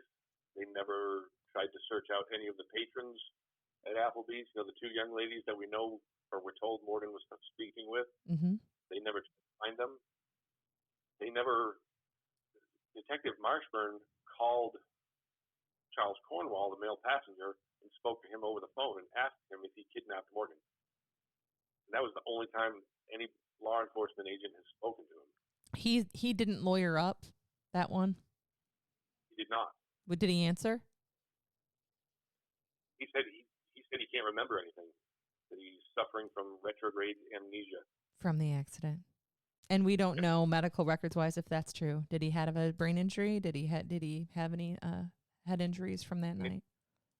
Initially, we were told that his skull was crushed and that he likely would not survive. Wow. on December 1st, 2021, our last face-to-face meeting with the district attorney, we were told that he suffered a concussion in the crash. That makes more sense. Yeah. Were they wearing their seatbelts? The driver was the only one wearing a seatbelt. Morgan always. I knew it. You didn't even have to say it, Renee. I knew she did. Are you guys comfortable explaining to me what they're describing the scene inside the truck as? Like what was found in there? If you know. There was a gun found. We know that. Oh, like a gun that would have been issued to them by virtue of their service? Or are we talking a personal handgun? A privately owned, personally owned. It was a gun owned by Charles Cornwall, the male passenger, and it was a rifle. And the driver, the night of the crash, when he was asked where they were going, he said they were going shooting.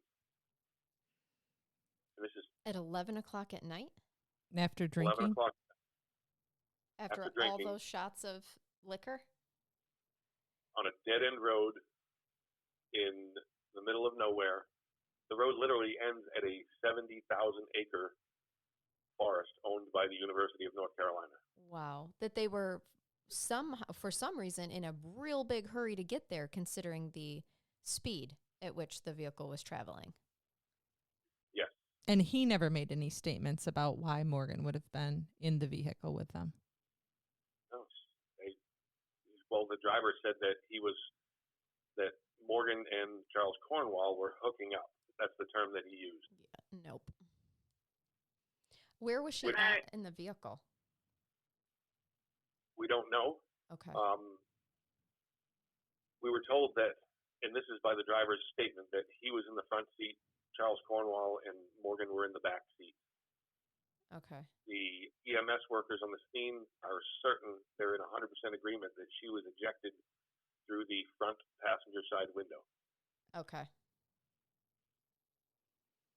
Is this an extended cab, like with the full bench seat in the back, or is it one of those ones was just kind of like the half seats? It's a full bench seat in the rear, full four doors. They ever take any, and you may not know any of this, but did they ever take any DNA to make a determination as to where she would have been sitting? I mean, there should be something to indicate whether she was in the back or the front. So they did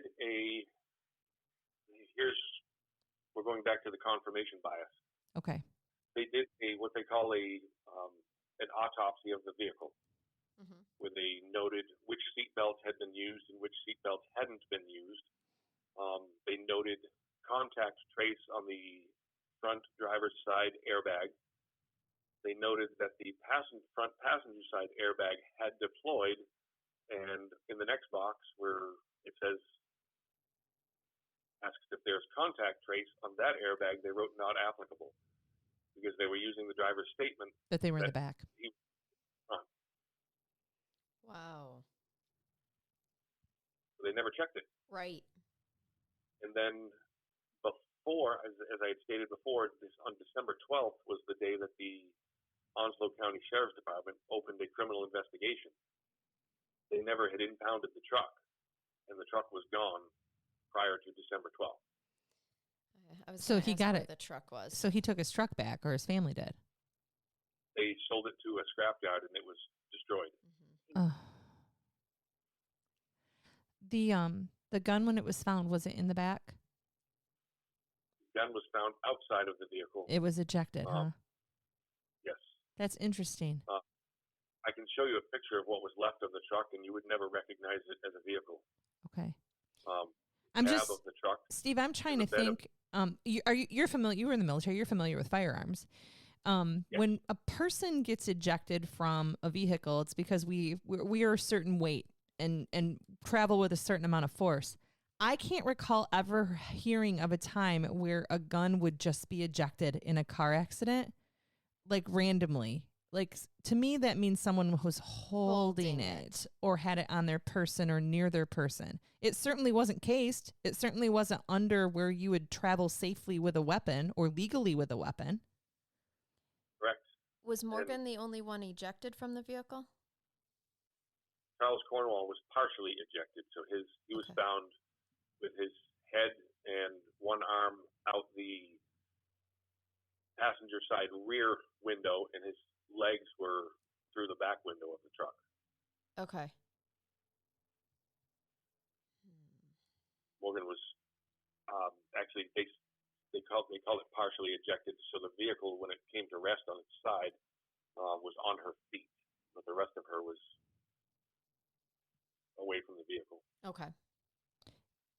Did you say she was ejected from the front windshield? That's what not through the windshield, but the front window. EMS are all in agreement that she was ejected through the front passenger's window. But Cornwall was partially ejected from the back window. Correct.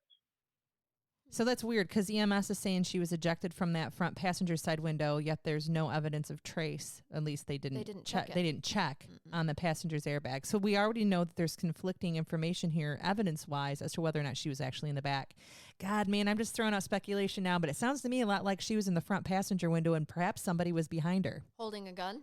I mean, I wouldn't say that because I'm a sitting judge and I can't have that opinion. Well, I'm an investigator, and so for me, those are some of the hypotheses that I would go through. Yeah, I'm assuming we're on track with what you guys think as well. I have a strong belief that Morgan had been in the back seat. Okay. And I believe the truck left the road, as I had said, traveling in excess of 90 miles an hour. Mm-hmm.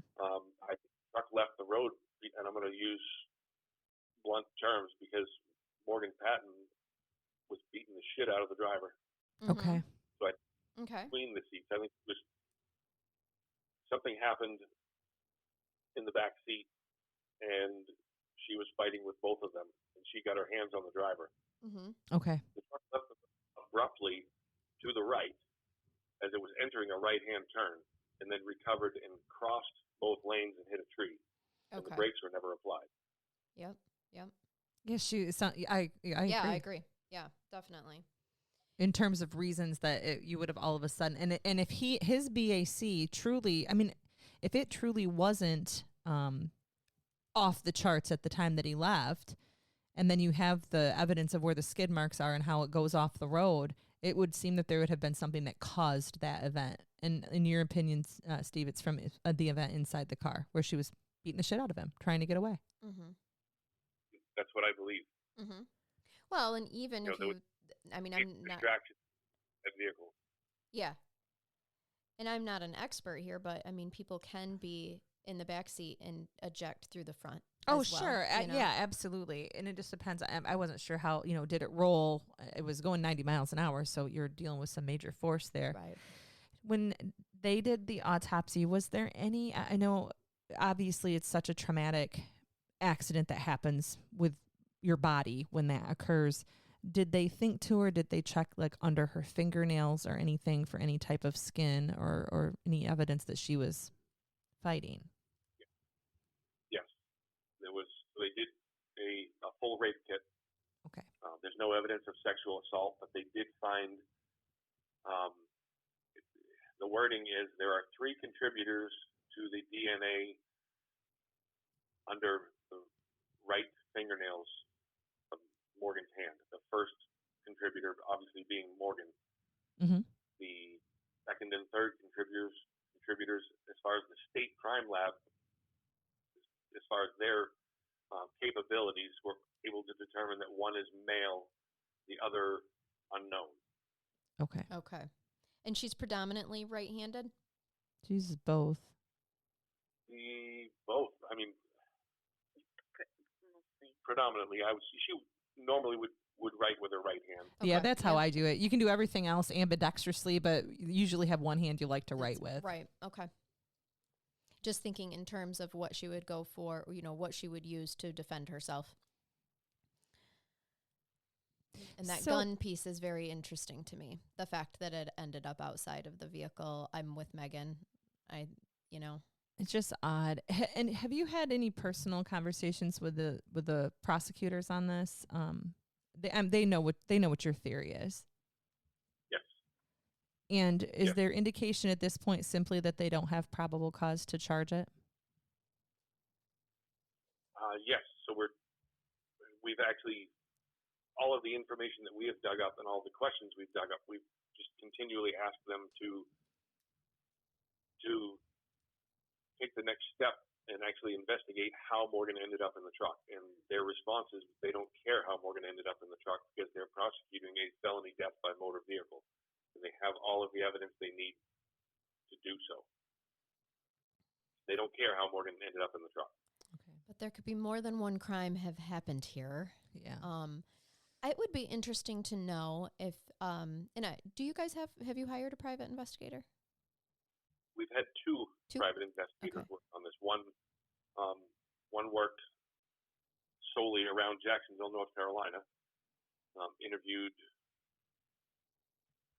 the bartenders at Applebee's and interviewed some of the command staff at 2nd Marine Law Enforcement, and then also went to West Virginia to interview the driver's wife. Okay. Because that's what I was going to ask, is if anyone has interviewed acquaintances or even relatives of these other these cowboys, it would be interesting to know if they have some behavioral tendencies that would lean towards the information that the prosecution needs, right? Just to keep them on, know that they're sniffing out the right trail. Well, and the driver's wife has already indicated that he would go and drink at the Applebee's all the time. He was a regular, so. Yep. Right. And she also indicated that he was violent when he was drinking. Okay. Yep. Which is why they're not married anymore. Okay. That's important. And when she was asked a direct question, do you think Hunter Wells would be capable of taking a girl for the purpose of rape? She said, I don't know. And this is a man she was married to. Correct. Right. Yeah. That's telling. Where are you, if I don't mind, you don't mind me asking, have you filed any wrongful death suits? Well, we tried. We could not find an attorney in North Carolina that would take the case because North Carolina is a contributory negligence state. Okay. So the simple fact that there was any alcohol in Morgan's system and that she was not wearing her seatbelt, they said the jury is not going to be favorable to this case in a contributory negligence state. Yeah, we're no fault in Michigan. Man, that's just. I have some feelings about it, but I always have to stay fair here. I'm trying to, it's hard because looking at it from a legal perspective, trying to make the argument or a defense attorney make an argument that there was contributory negligence by virtue of her alcohol consumption still does not negate the fact, or if you're weighing how much it contributed to her being a passenger in a back seat where somebody obviously decided to drive allegedly under the influence.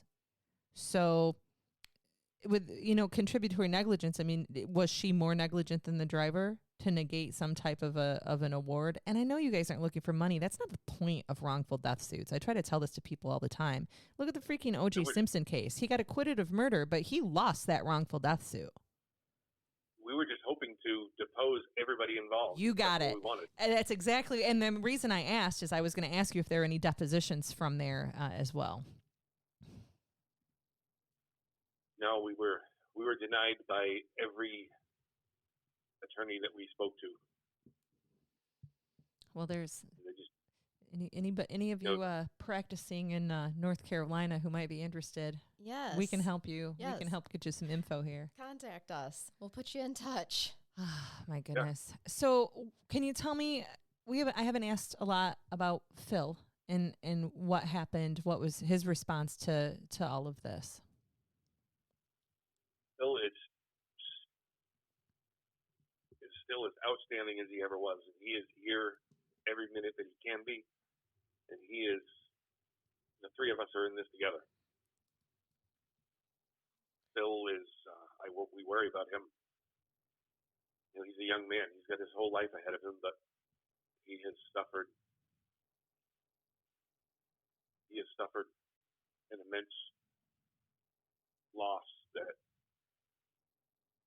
is going to affect him forever. Oh, absolutely. He thought he his life figured out. He knew where it was going and who he was going with. And this tragically ended it. So Phil didn't happen to know of or know either of these cowboys, correct? No, he did not. I mean, I know it's so huge there. Would you say there's like 50-some thousand, maybe I'm wrong, 80-some thousand Marines there? 80, yeah, the numbers roughly hovers around 84,000 in Jacksonville. Okay. But he was also in a training setting, and he had no interaction with other Marines other than his company that he was training with. Right. And he was there for a very term. He wasn't hanging around in town. He wasn't, other than this Liberty weekend, he had not been off base in North Carolina. Mm-hmm. Oh gosh. What is he doing now? Did he finish with his time in the military? He is not. He's still training with the reserve unit in Connecticut. He's done incredibly well. It's difficult for him to put that uniform on. He's stated so, and I can certainly understand. But he's done very well. He's an outstanding Marine, and he is working with as a utility lineman on the island. And he's living in his little house up there on Martha's Vineyard. As I said, anytime he has a weekend free, he gets off the island and he comes and he spends it with us. That's amazing. Oh, that is amazing. Renee, what do you hope to get from sharing Morgan's story?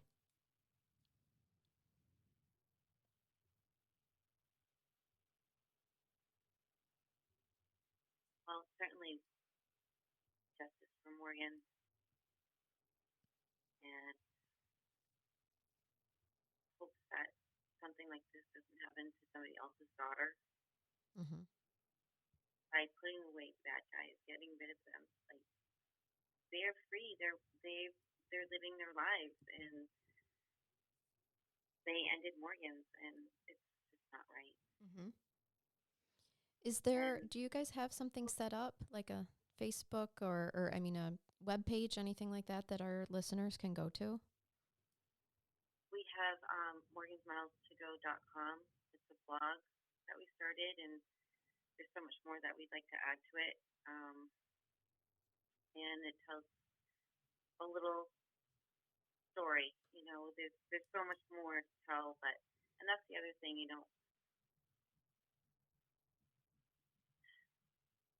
I just wish everybody could have met Morgan. Mm-hmm. He was impactful in a lot of people's lives, and we've had people come up to us that we don't know, and it didn't matter if they knew Morgan for 5 years or 5 minutes. They made a difference. She made a difference in their life. Mm-hmm. Oh yeah, she sounds like she was just one of those beautiful souls that collected people and made them feel at ease, and that they would want someone that they would want to be around. Tell me again the blog. It's Morgan's Miles. morgansmilesToGo.com. morgansmilesToGo.com. We will. Yeah, we're gonna link that in our show notes as well.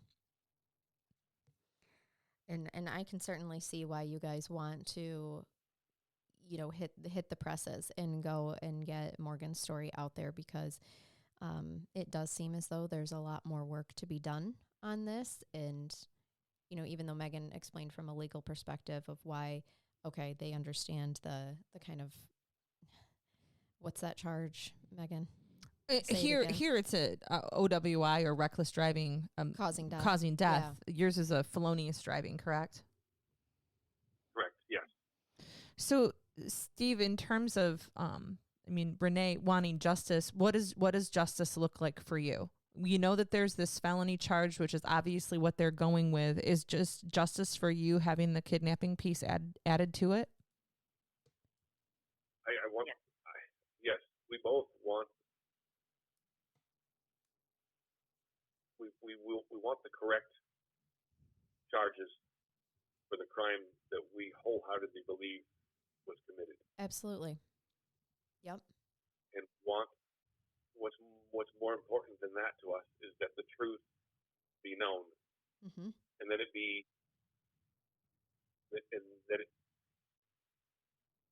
there's a response. Yeah. Yeah. Because your Morgan was not someone who was going to the bar, getting drunk, and leaving with strange men. And if that's, that's some people's truth, and that's okay if that works for them. But that's not Morgan's truth. And that, that needs to be cleared up as well. And the actions of, we haven't delved into it deeply, but the documentation that we have received through FOIA requests show without a doubt that they were active duty Marines within 2nd Marine law enforcement that helped cover up those truths. Mm-hmm. We do not blame the Marine Corps. Mm-hmm. We are supporters of police and military, but these people have names, and they need to be called out for their actions. Mm-hmm. They cannot get away with pretending that Morgan Patten didn't matter and Morgan Patten didn't exist. Mm-hmm. I'm sorry. No, I agree.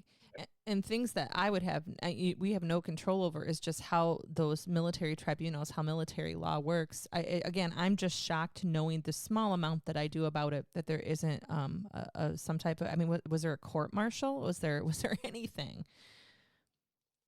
The driver was administratively discharged within the fastest I've ever seen anybody processed out of the military. It was 6 at the very most. He was administratively discharged and sent home. The male passenger, Charles Cornwall, was medically separated under honorable conditions.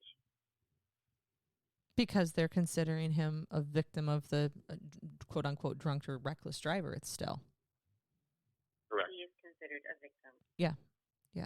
I'm aware of how that works. From a prosecutorial perspective, I'm just going to, you guys are probably aware of this by now because they have charged it was this felonious driving, and that's what they're going with. Probable cause is not a hard burden of proof to meet for charging purposes. It's getting it through the initial stage. In your state, you may use, or in that state, they may use grand juries and do indictments. Here we do just a preliminary examination, which is a probable cause hearing where the judge makes a determination based off the information presented if there's probable cause, more likely than not, that there was a crime that was committed. So you're going to have some prosecutors that are going to be safe, and they're going to look at a case like this and say, well, the family wants me to charge this as with the kidnapping piece as well. I'm unlikely to get a conviction on it, in their opinion. There's not enough evidence to solidify it for reasonable doubt purposes, so I'm just not going to charge it. Then there are other prosecutors, maybe those that I would consider a cowboy. Perhaps I was one back in the day that said, probable cause is not a hard standard to meet. I'm going to charge everything I possibly can that meets that burden of proof, and then I'm going to let the judge decide at the prelim. And then I'm going to let the jury decide at a jury trial. So that's justice. If the jury comes back on these cases and they say not guilty on the kidnapping, and that's awful, right? But at least they had a chance to look at it. Somebody had a chance to look at the evidence and say, I think this happened beyond a reasonable doubt or not. I think that's all you guys are asking for is to let justice do its job. Right. You could not have said it better. That's all we're asking for is charge the appropriate crimes and do the work. We believe that the information is there. Mm-hmm. Our private investigators dug up a lot of information, but they can only go so far without having that badge. Right. The fact that Charles Cornwall was never interviewed as a suspect or a possible suspect is unacceptable to me. Mm-hmm. Absolutely.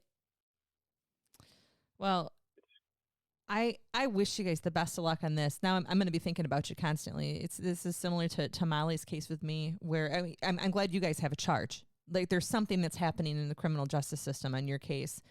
And There's that more to be done. Well, and that they continue. Just because you start a case doesn't mean you can't continue to look into it. So it's one of those situations where I just pray that the people that are involved, the prosecutors, the officials, the police, go home one night and go to sleep on it and wake up the next day and say, there's something more I can gotta do. do my job here. Yeah, definitely.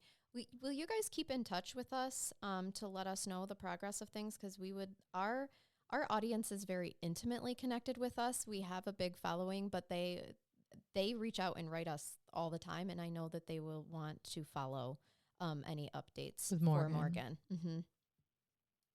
Certainly, and as I had said earlier, right now we're waiting for a response from the Director of Naval Criminal Investigative Services, and given the information that we shared with our senior senator, Jean Shaheen, and we also shared with, Morgan was a resident of Massachusetts, we shared that information with Senator Elizabeth Warren. Both of them are members of the Armed Services Committee. The letter that they both signed and sent to NCIS, I honestly don't know how it could be ignored, how we could possibly get a negative response, given the information that we already have, that we shared, as I said, we shared with them. Yep. We have proof within the documents that there was a cover-up within 2nd Marine Law Enforcement Command.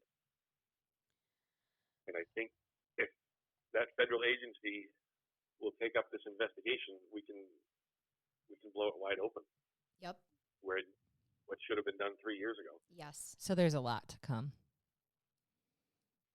And just to reiterate for our audience, and I think I even said this in Molly's case, we had more information that we didn't include on purpose in Molly's case because it has not been explored in court. Right. And we do that intentionally, and that is why we're not specifically asking you about what's in those letters and what documentation you have, is because we never want to let too much information out on a case that has not been explored in court, so that it could never come back and say, oh, there's been too much publicity, right, that this person couldn't get a fair trial, yada, yada, yada.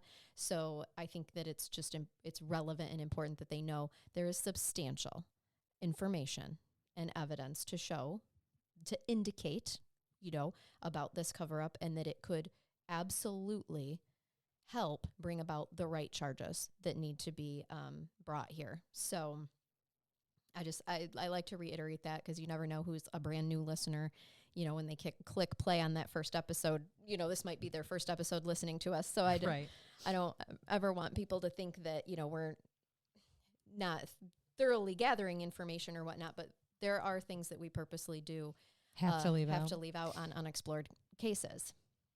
Steve, Renee, is there? Go ahead. I was just going to say, and with the background that the two of you have, better than even us what information is proper to share and what isn't.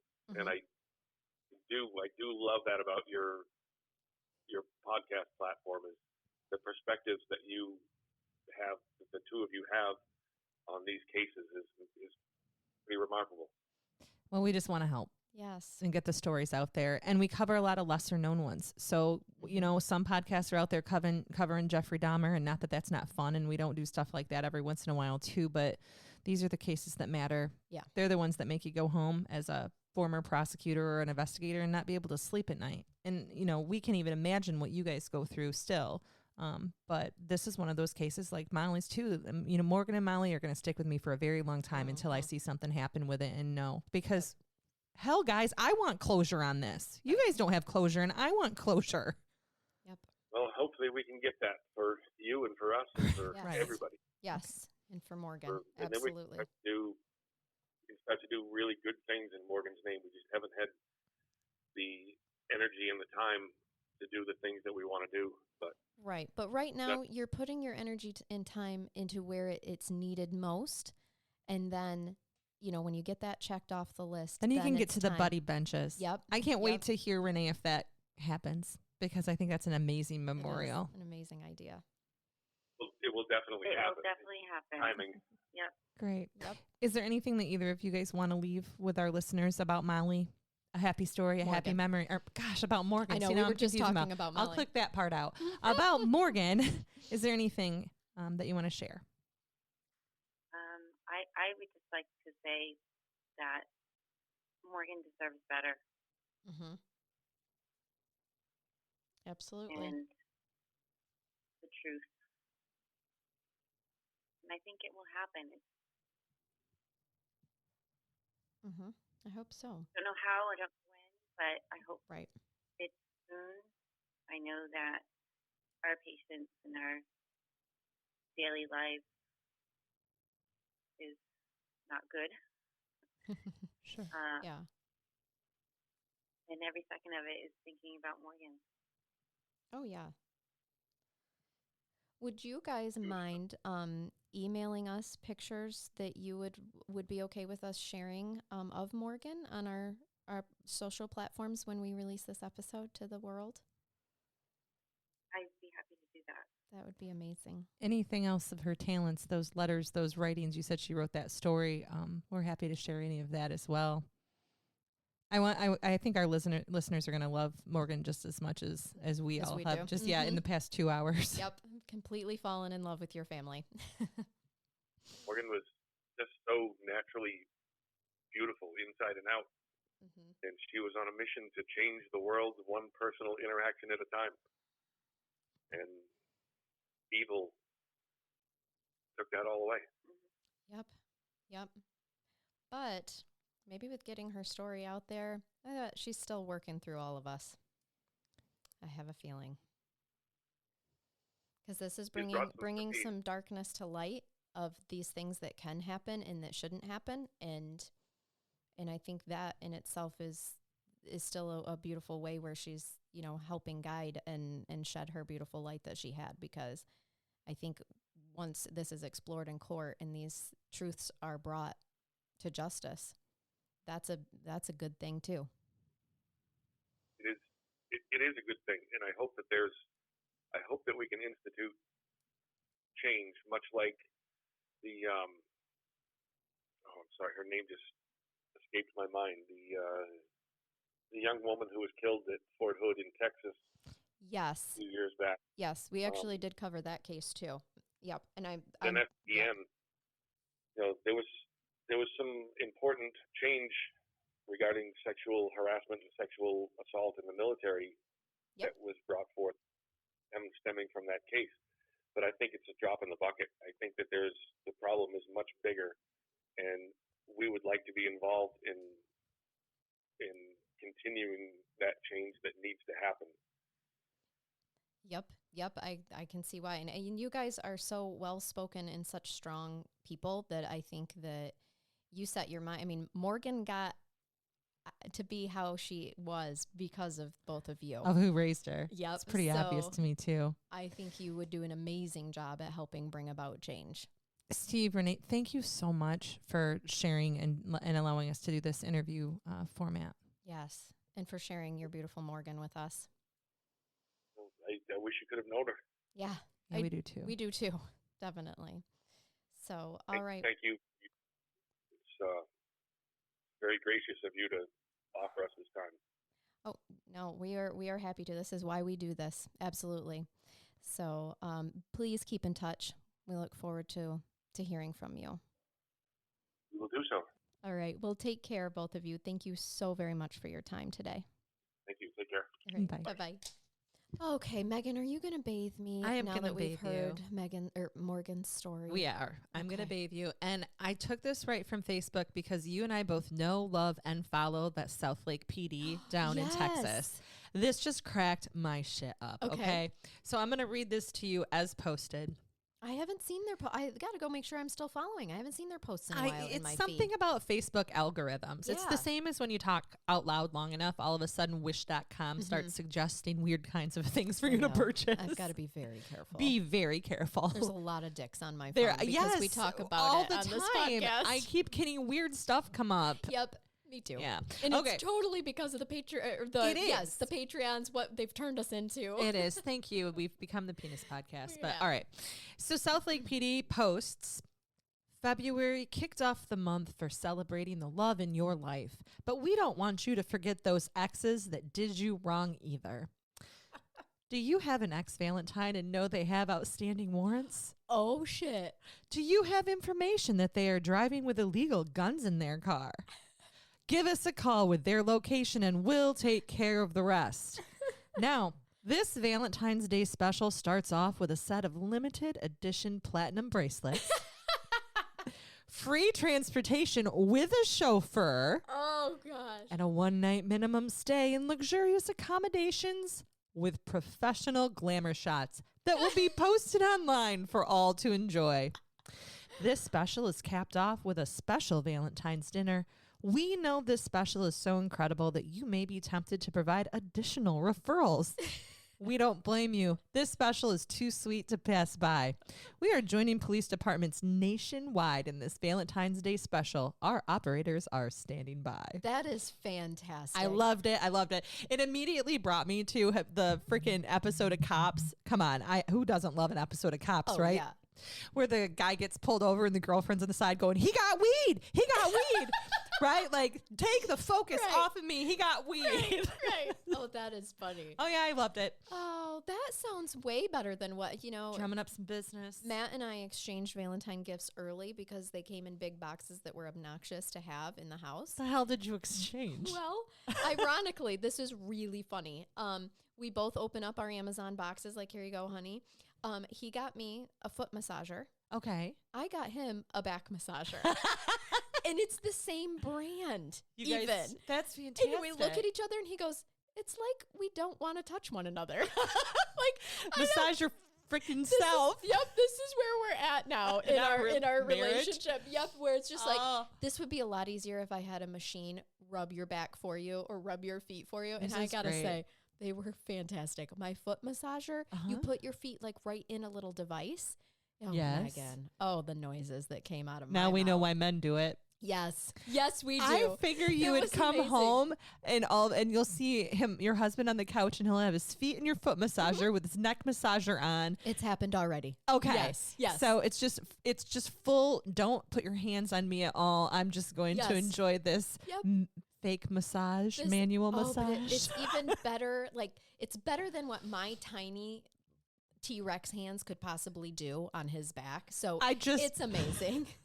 I went someplace else with that, and I keep thinking, they make massagers for those areas too. And if you walk in, We haven't replaced each other yet with those massagers. next Valentine's Day, when you replace massagers genitals with massagers, that's when you know you've reached a new level in your marriage. Yeah, yep. New level unlocked right there.